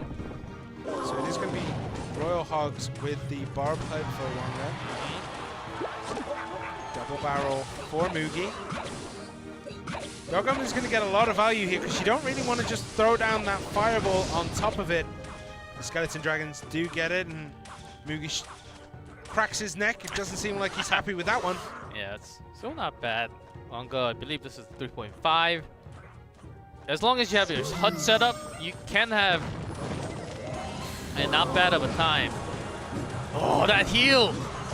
Yeah, that didn't go the way that Mugi probably planned that out in his head. The damage is just coming in. 1440 remaining on that bottom right-hand tower. That was actually a lot of damage already. You taken. Early game. Those Goblins still didn't get a stab, even though, like, Wanga just committed to the Barb Hut. Yes, splitting, because Wanga knew that Fireball was coming down. Dark Goblin doing his best to keep him alive, and he's doing a fine job. That's a lot of darts. Does what the Dark Goblin does best, and that's just stay alive. Fireball! At least this time the Skeleton Barrel, nope. Nope. Denied again. That Dark Goblin just respawned. All the way at the back. So that's the scary part. When it comes to double elixir time, triple elixir time. Mugi can just start throwing everything, but the problem is whatever he's throwing now is just getting shut down. Dark Goblin completely ignored the skeletons and just offered value on a plate with the Knight and the Dark Goblin right behind it. Fireball was just used. And great timing with that bar barrel. Did get a stab though, but did Mugi with that barrel. That's going to help him considerably moving in to the triple elixir time if he can hold on another 40 seconds. Another barrel comes in, and it is deleted from that tower. Yeah, Mugi having that mind game, switching positions. Left, one back, one front, one towards the left, and Longo having perfect read so far, near perfect. Barrel right down the right-hand side, switching lanes. Mugi trying to find a way through and just can't really do it. There we go. Fireball comes down on the Hogs. That is shut down very, very quickly, but that means the Skeleton Dragons can come through. Just Mugi cycling with the Knight again to block the damage. Still the Barbarian. Wonga seems to be having issues by the look of it. Barrel comes through. And at the bottom, Barbarian got the damage and some skeleton damage connecting. Top left. Now these goblins, did get stabbed with the log damage on top of it. Big hits. Dark Goblin again connecting to the tower. The Inferno Tower to pull everything in the middle. Is he going to find purchase with that Goblin Barrel? No. Shut down. But look at the defense from Mugi. The defense now is just so tight. Double the Fireball dark. log. Oh my word! That was a Bushwanga wanted to do some more damage with. Dark Goblin connecting on the right-hand side. I think this might be over. I think Mugi's going to complete the clean sweep. Ponos! With another fireball down to 332. Mugi has a 3-0 sweep against WEDGM and Ponos. A perfect match. We had 2 perfect matches today. Yeah, that is just mind-blowing. We've been talking, saying, like, you know, Mugi hasn't had the start we were expecting. He didn't fly out the gate. That performance right there, those 3 wins, that sweep of WEDGM has kind of put my foot in my mouth, G. Well, I'm just glad that I put no curse on no one today. Not on Blizzard, not on Mugi. Their games today has been just, I do want to go rewatch their defense, insane. The Dark Goblins, when there are 2 on the board, you know something's not right. And I mean, Mugi he was in such a bad spot throughout most of that game. Throughout the single elixir period, through most of the double elixir period, Yes. it looked as though he was just struggling to get things done. Triple elixir comes though.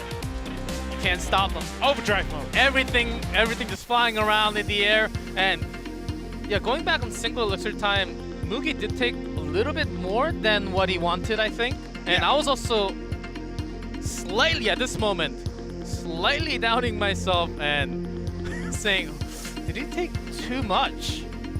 But then the health on that tower never really shifted after that. The defense just became perfect. Look at that.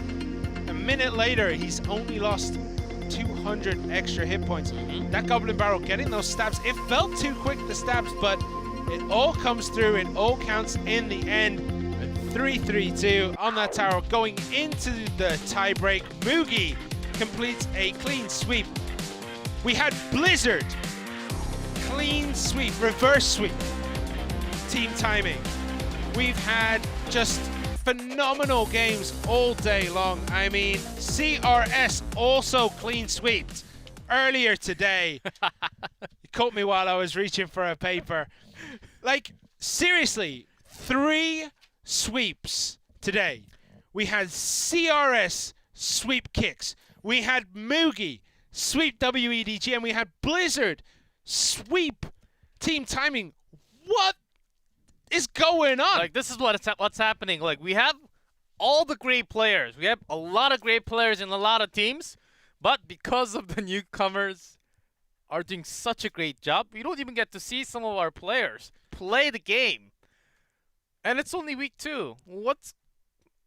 Like, this season's just pumped up with the fresh blood. I'm loving it so much. It has been an injection. Like, the special season came and it felt like, okay, we know all these players. No one's really new. This full season, teams have just gone out of their way to pick phenomenal players. Mugi finally warmed up the engine. is now in overdrive. Will he be able to continue that week in, week out? Just to confirm the results, Nova 2-0s kicks, Talon 2-0s timing, and Ponos 2-0s WEDGM. In what can only be described as the quickest way this day can possibly go. Nova Esports 2-0 at the top of the table, Ponos 2-1, TTG 1-0, Buff Gaming 1-1, Talon 1-1, Kicks 1-1, Team Timing 1-2, and look at who is bottom of the table, WEDGM 0-3. Who would have expected these teams to be down all the way at the bottom? I'm not just saying WEDGM, but also Kicks. Of course, they had a very hard matchup against Nova, but those numbers, the win-loss, remember, it's not head-to-head after the match score. It is match, then set, game, crown count, and then after all that, it's head-to-head. Yeah.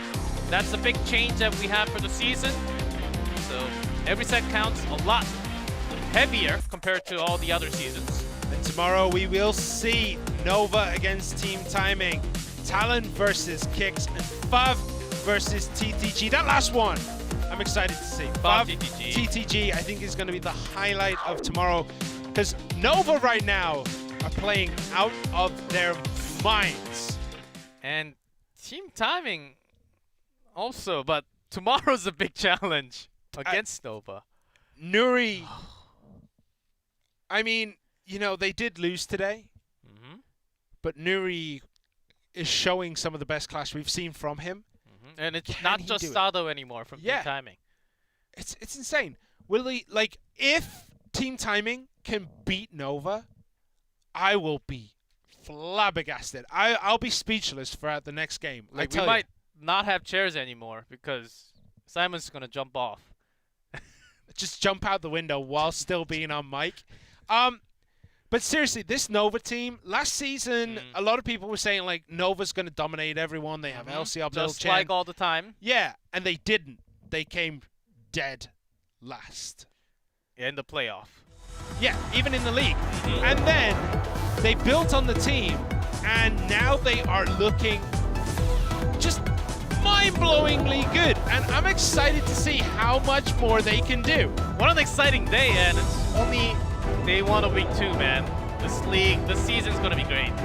There's going to be more to come tomorrow. We'll be on at the same time. So join us tomorrow. We'll see you next time.